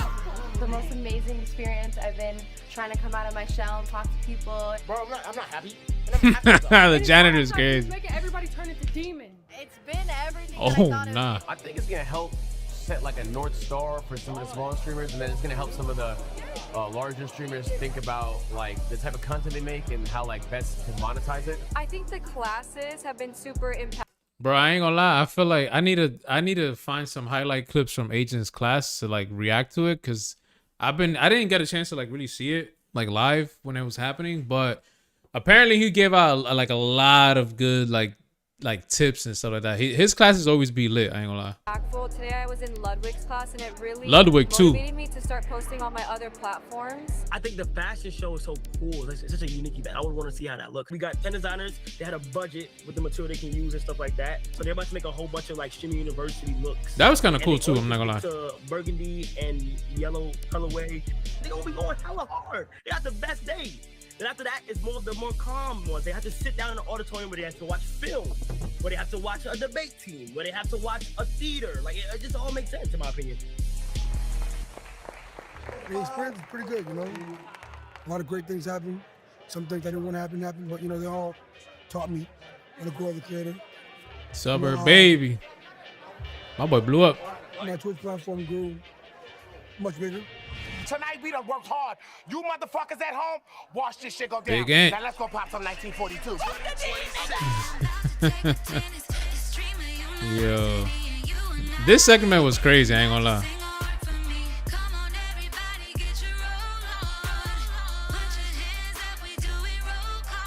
My boy, bro, my boy Dad flew in a heli, bro, in a helicopter. That shit was crazy. This whole segment right here of the Stream University was insane, bro. The dean might be the daddy might be the dean, allegedly. Huh?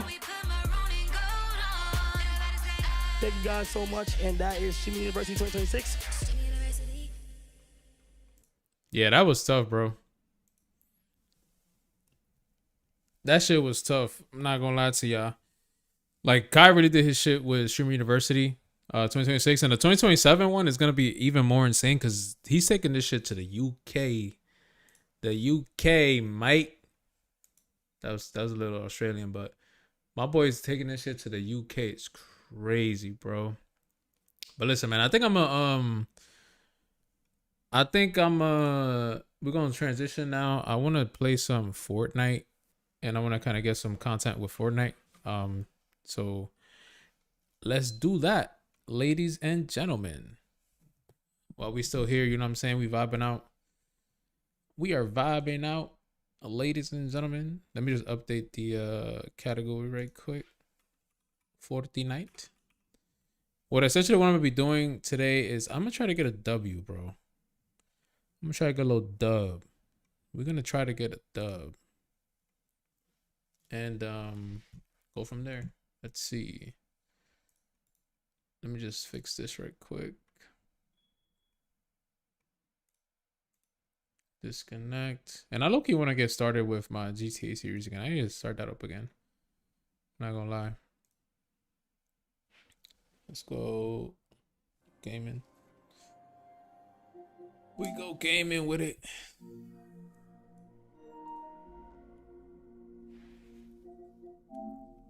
So some Fortnite, you feel me? Some light. I know last time I played with my boy Justin and Chris. Yo, we was going crazy, chat. We was dead going crazy. And I'm trying to see if I can replicate it, man. I'm gonna try some solos. Let's see. Oh, let me update y'all on YouTube. I bet. Grand piano.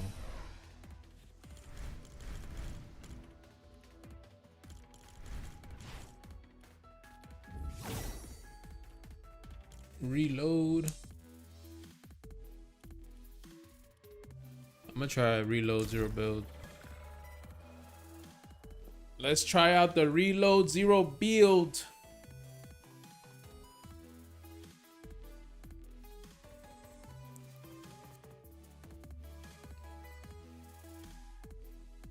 I'm not gonna lie to you, I'm just a regular, normal, casual player. Alright? I don't want y'all to think I'm cracked. I'm not cracked, bro. I'm the opposite of cracked. I'm ass.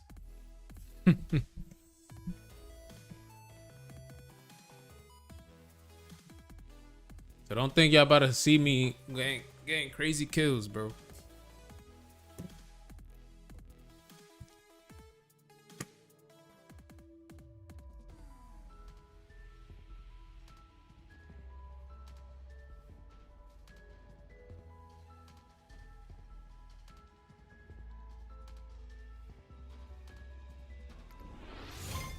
Oh shit, game found.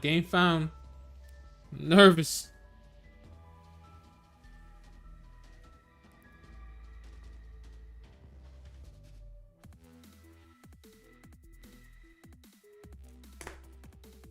Let's see.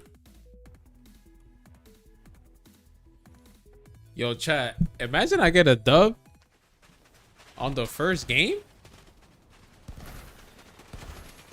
That'll actually be crazy. Bro, if I get a gun with a scope, everybody losing, bro. I ain't gonna lie. This shit got no recoil.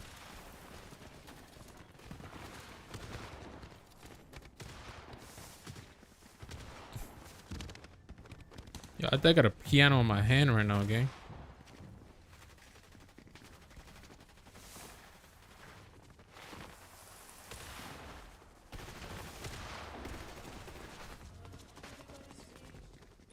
Mink, mink. Yo, molly whopping somebody with a piano is crazy.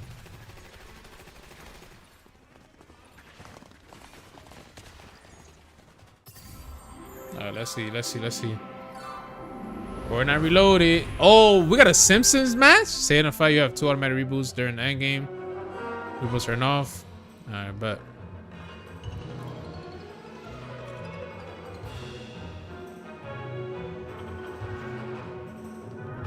Let's go this way.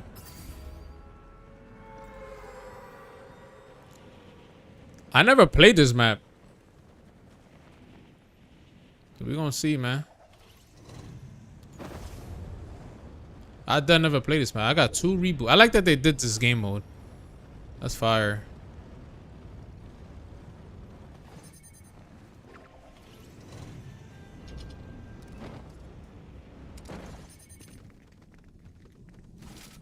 Yo, the fucking... Ooh.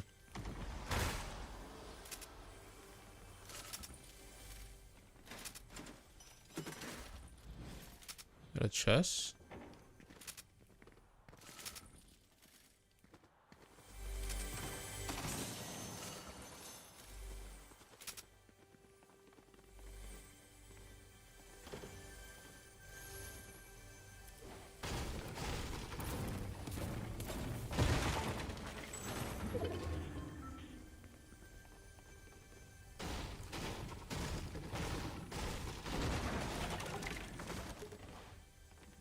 Shit in the chimney? No.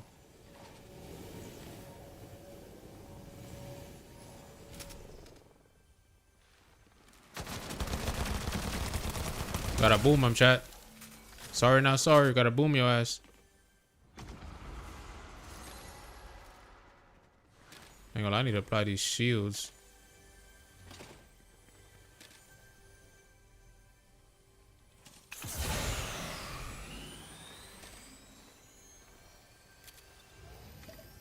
I don't know. I don't know what that was, so I just threw it out there. I'm not even gonna lie to you. Let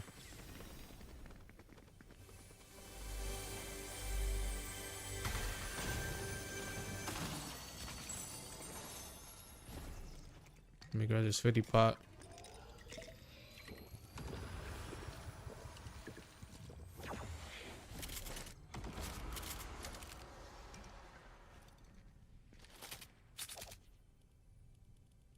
Let me rearrange this right quick. Hold on.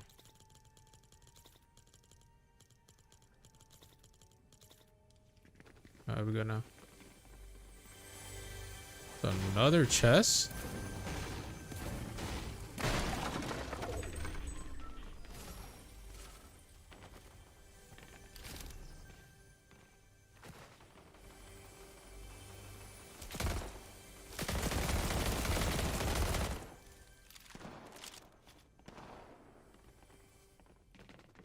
Where are they shooting at?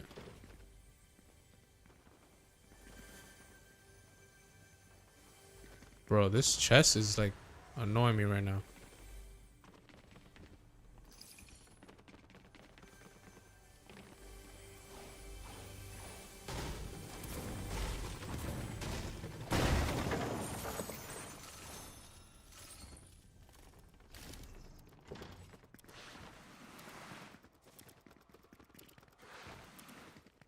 Hang on, I'm not that far from the circle.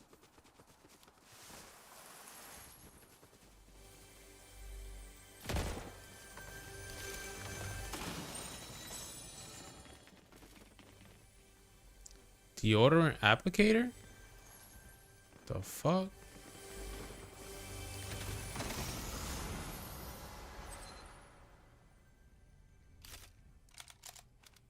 That's a burst.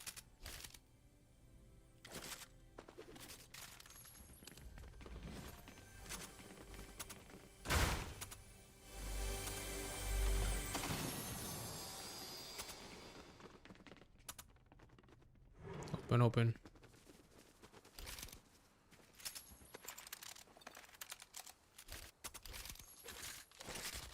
Taking dual wheel. Storm's coming. Storm's coming.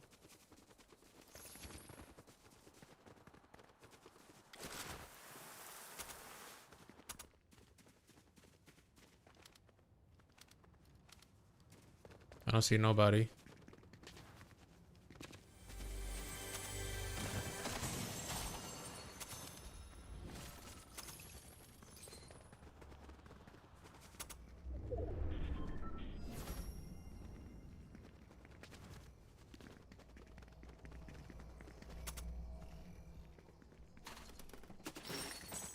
I low-key feel like I'm the only one on this side.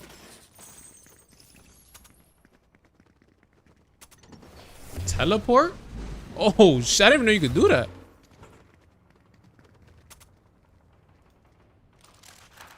Swapping that. Trying to get some action, chat. Oh.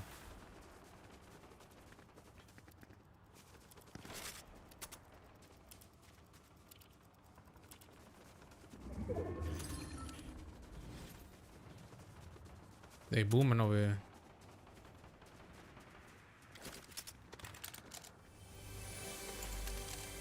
Oh, I see him, I see him.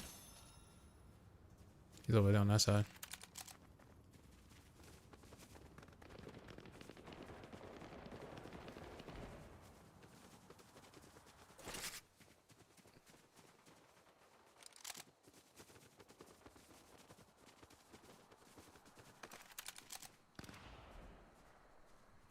I see somebody right there.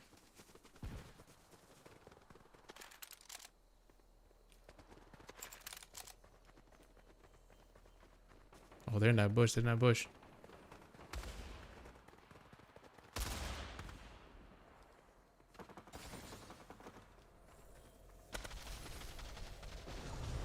Oh shit, the storm.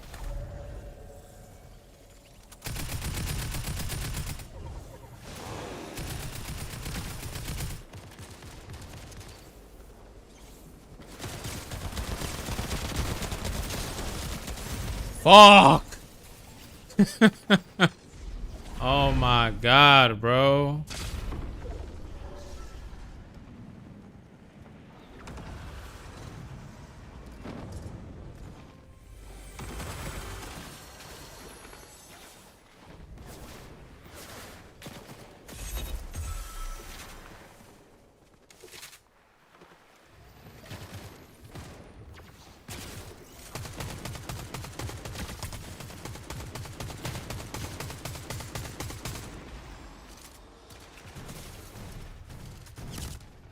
Yo, they're on my dick. Oh my god. Yo, this shit get crazy, chat. I'm landing on top of this thing right here.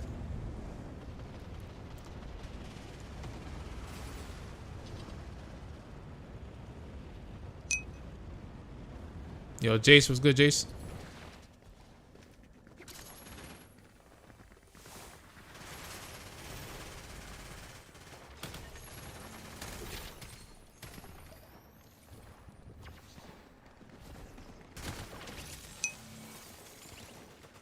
They getting crazy over there, bro.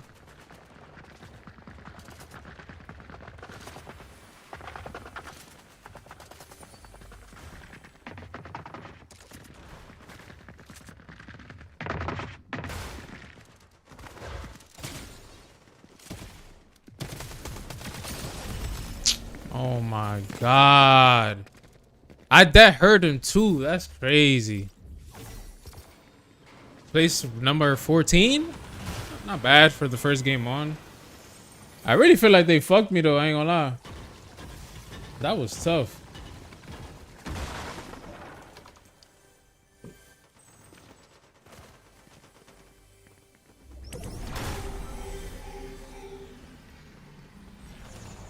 I haven't played this map yet, so I don't really know, like, you know, what's the hotspot and whatnot, but okay, this guy's cooked.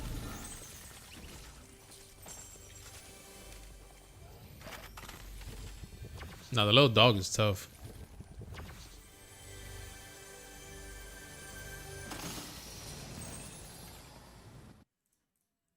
Let's go ahead and try this one more time, bro. Let's go ahead and run that back. We got to run that back.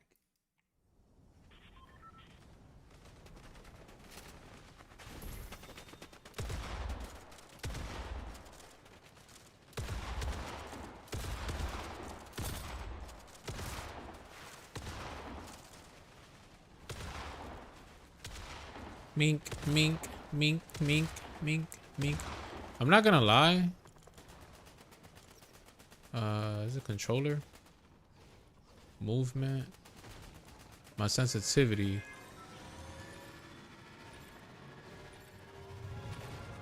Where the hell's the sensitivity at, bro?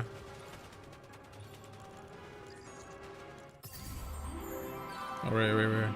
That's gyro, though.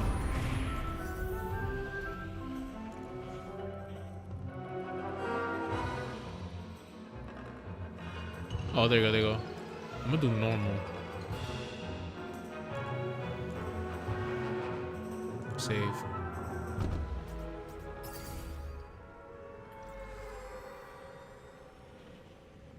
I don't know where I'm landing, chat.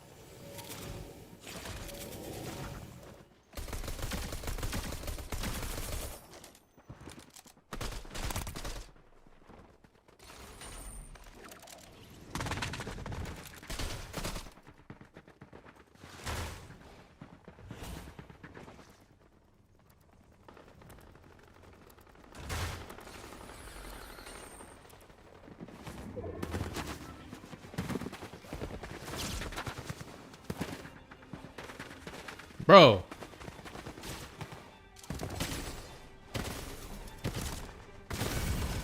What? Yo, hold on, boy. Why couldn't I switch to my gun? Nah, gang.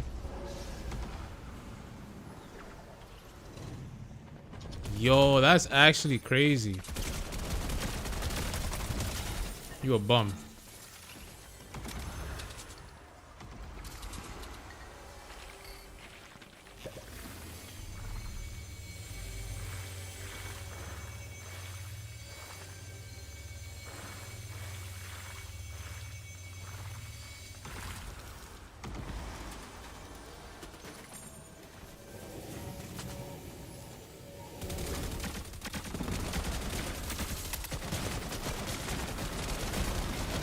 Why I got two people shooting me? You came back and you got cooked, bitch. Oh, fried him. Somebody over here jumping on me. Fried him. No, man. Why had to fuck up my rotation, chat?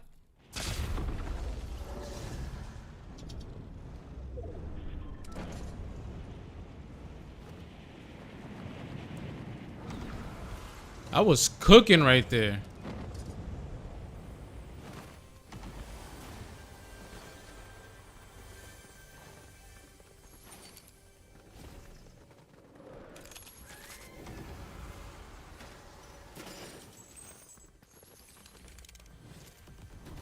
Oh, I see somebody. The fuck is that?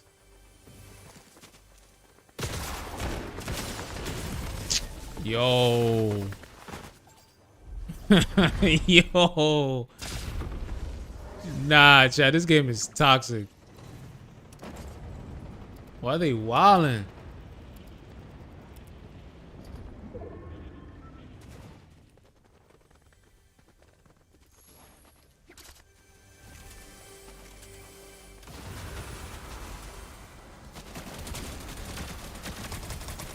Yeah, you're fried.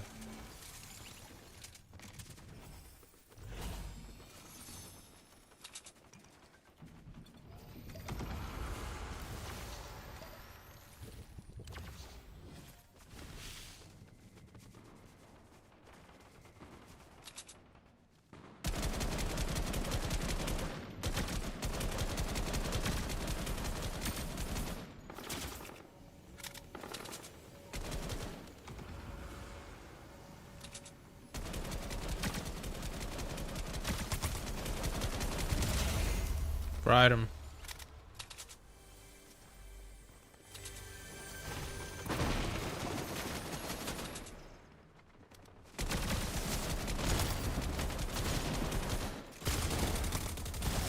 Woo!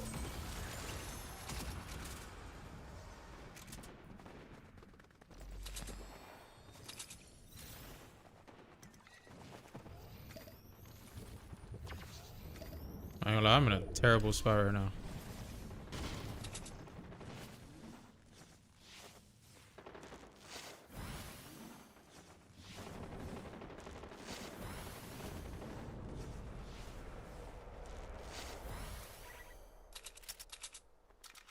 Reload this.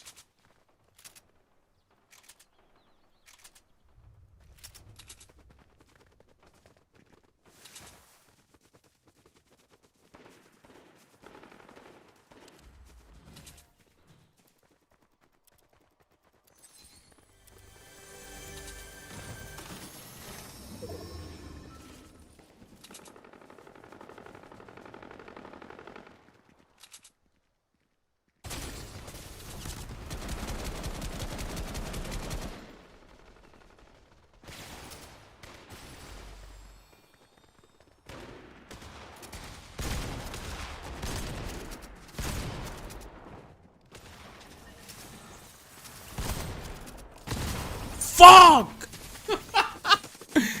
Yo! Oh, I got a reboot? Let's go.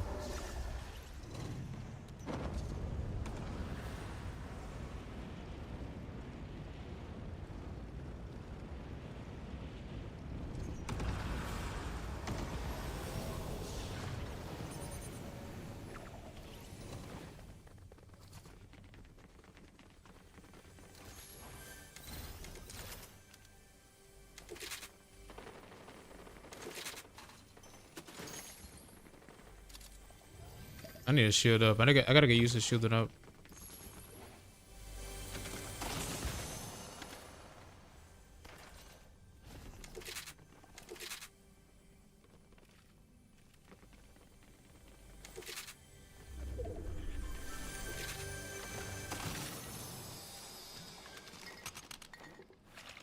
Oh yeah, I need this juice.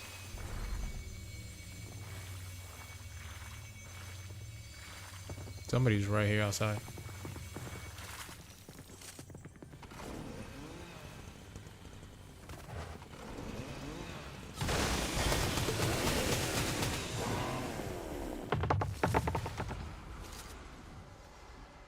Motherfucker had a chainsaw? Nah, I'm good, chat.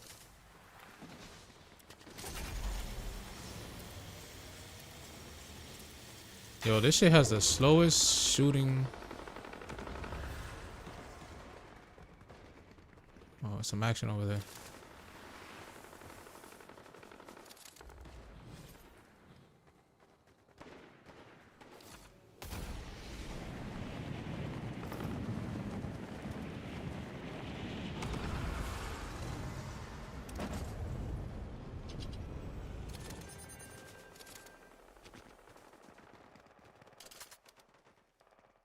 Somebody's down there. Oh shit, there's a couple people here.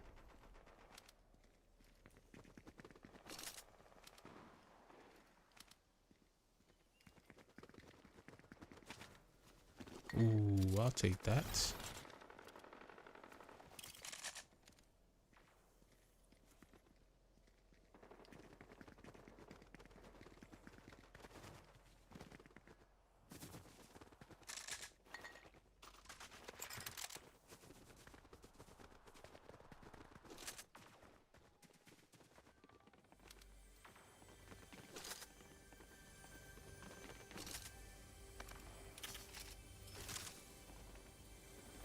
Hold on, hold on.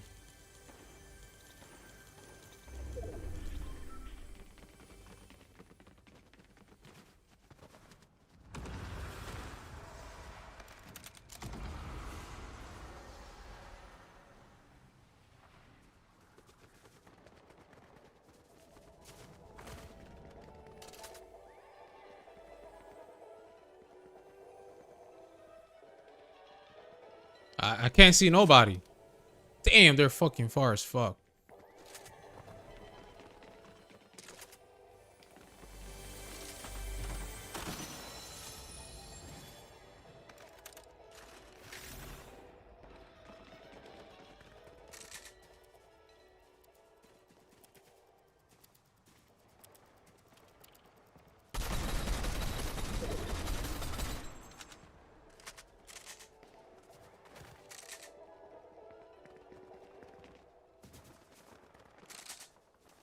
I'm gonna make my way around.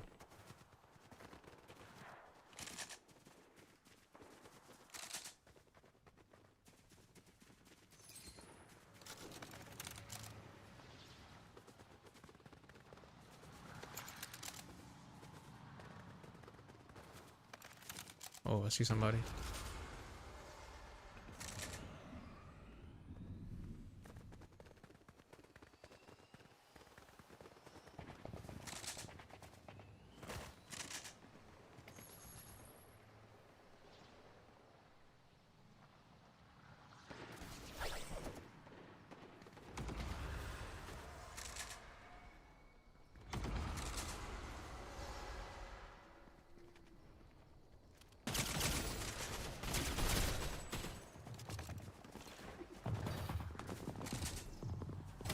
Bad positions. Fuck.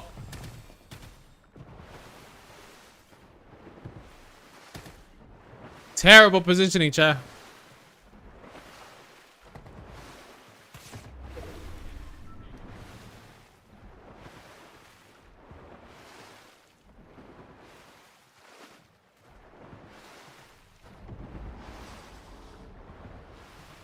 This is sus. I see somebody to my left. I need high ground, bro.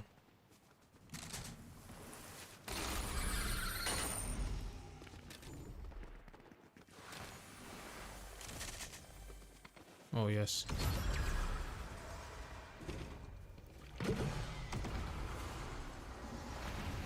Oh, yes.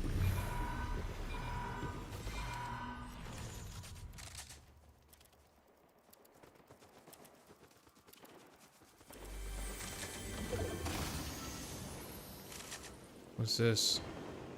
Shotgun?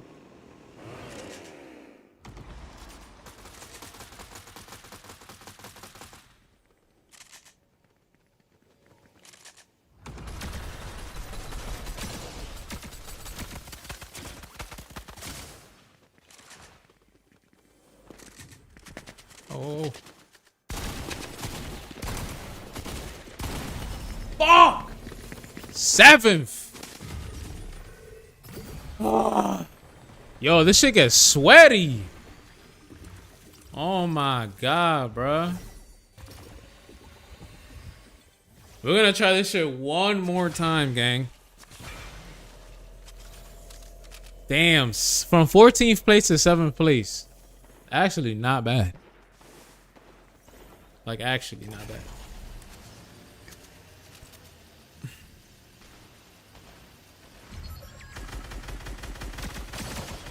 Damn, that was diabolical, bro.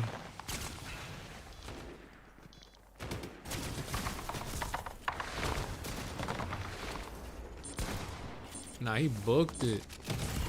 Oh, yeah. Cooked him.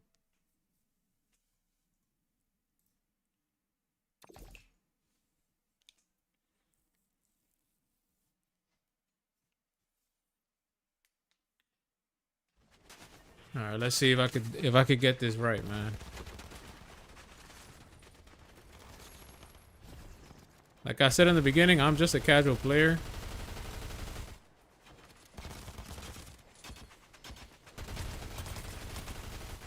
What fucks me up is when they get close to me. I start to panic.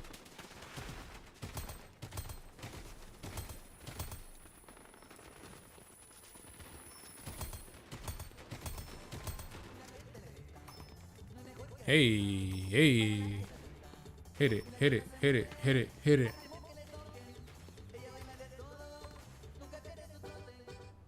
No, we vibing. Wepa, wepa, wepa, wepa. Yo, this is crazy. Oh. Let's see where we going, man.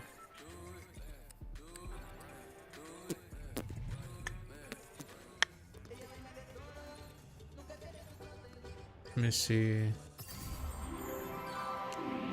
I'm gonna try down here. I got a good amount of kills that last game, though. I was cooking. Something tells me this is about to be a sweaty ass spot right here.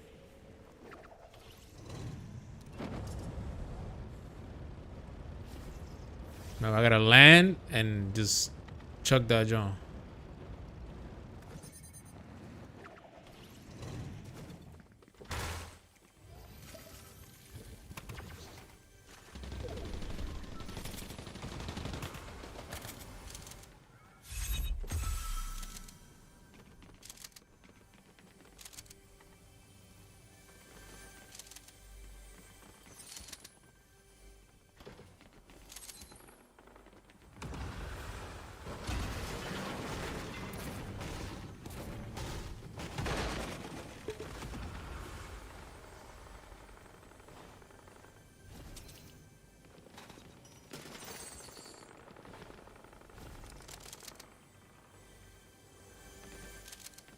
Bro, these chests.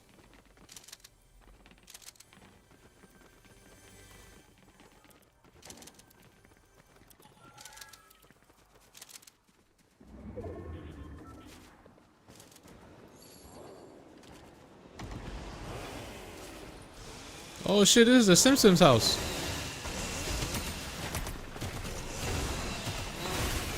No way, no way. They're like one shot. This motherfucker chainsawed me, bro.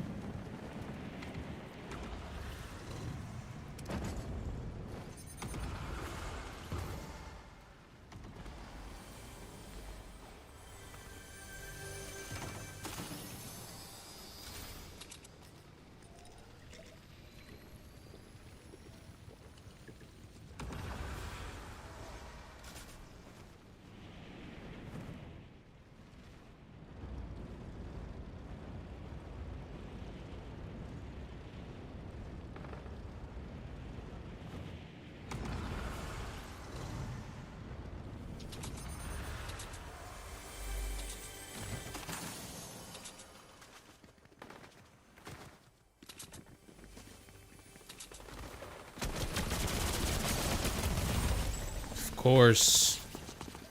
Of course.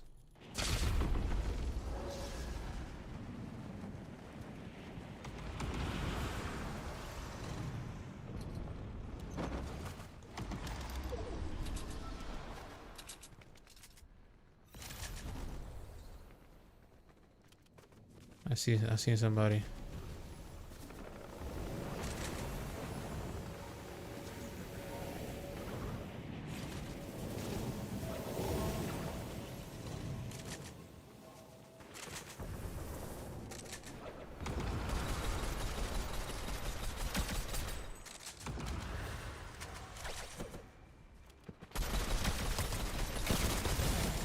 Nope. Try again, motherfucker. Okay. Okay. Ah. Damn, place 40? That was horrible. That was actually terrible. Matter of fact, let me go to the lobby real quick. How do I go to? There you go. I'm over here like, how the hell do I go to the lobby? How do I go to the lobby?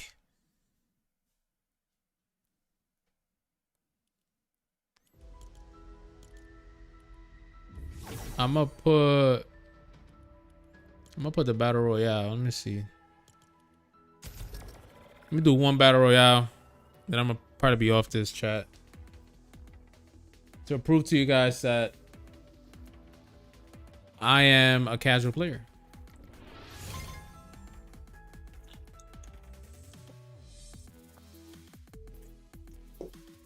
That's tough.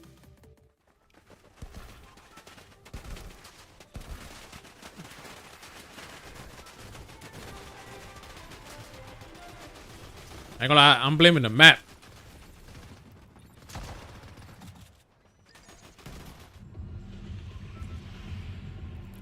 There's a whole new map, bro. What is this? Let me just drop. This map is fucking huge. I'm gonna go over there to that red balloon. I don't know what that is.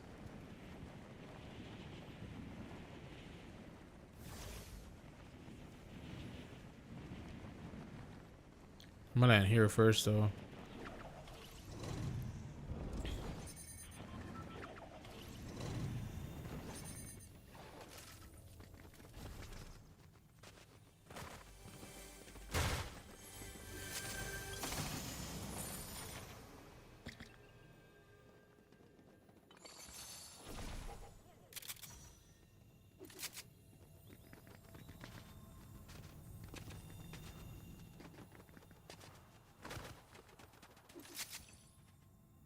Spire rifle?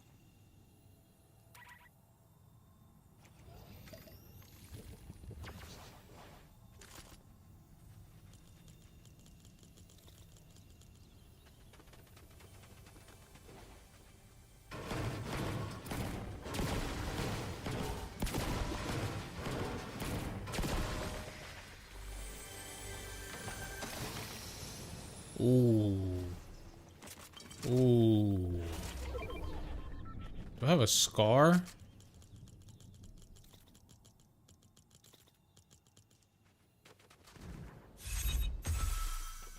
Hold on.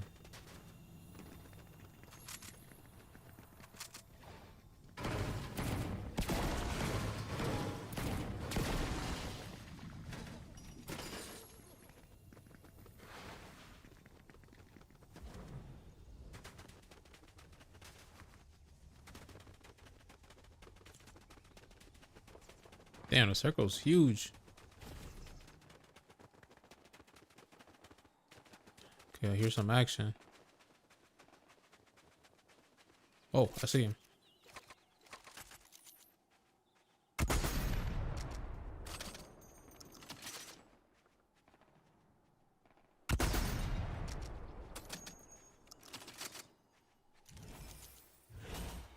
Fuck.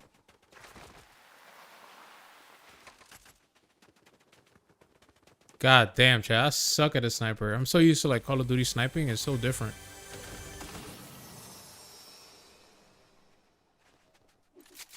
Auto shotgun, I'll take that.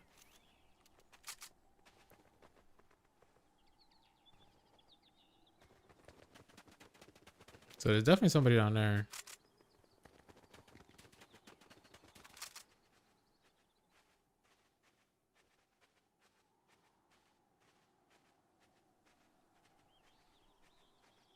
We'll go around this way.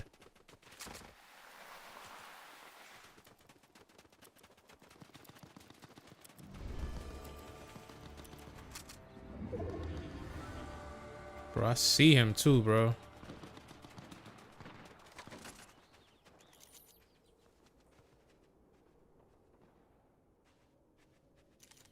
But I know if I go down there, I'm gonna be cooked.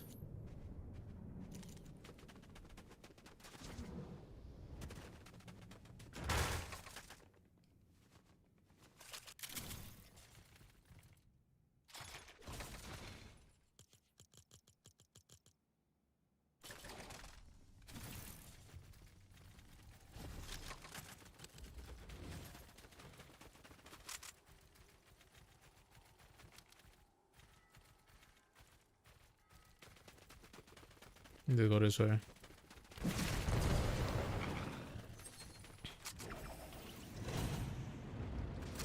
I like that you could whip out the glider anytime now too. It's actually pretty fire.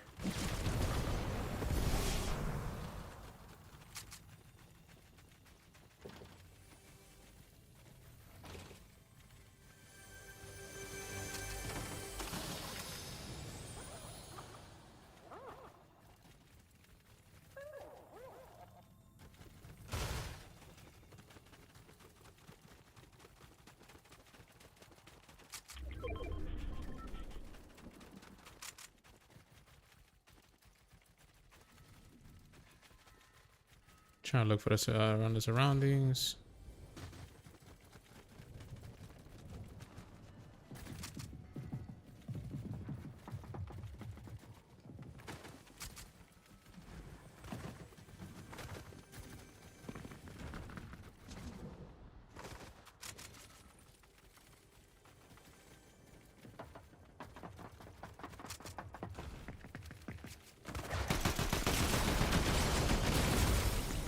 God damn. Well, just like that. Just like that, chat. I'm done, bro. Oh my god, bro. Oh my god, bro. That's 4 times already right there. 4. The closest I got was in the reboot, John. Damn, bro. That's tough.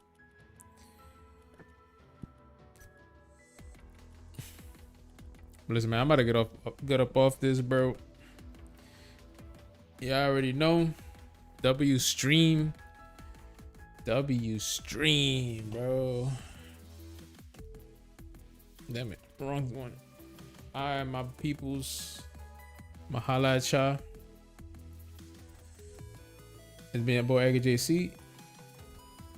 Peace.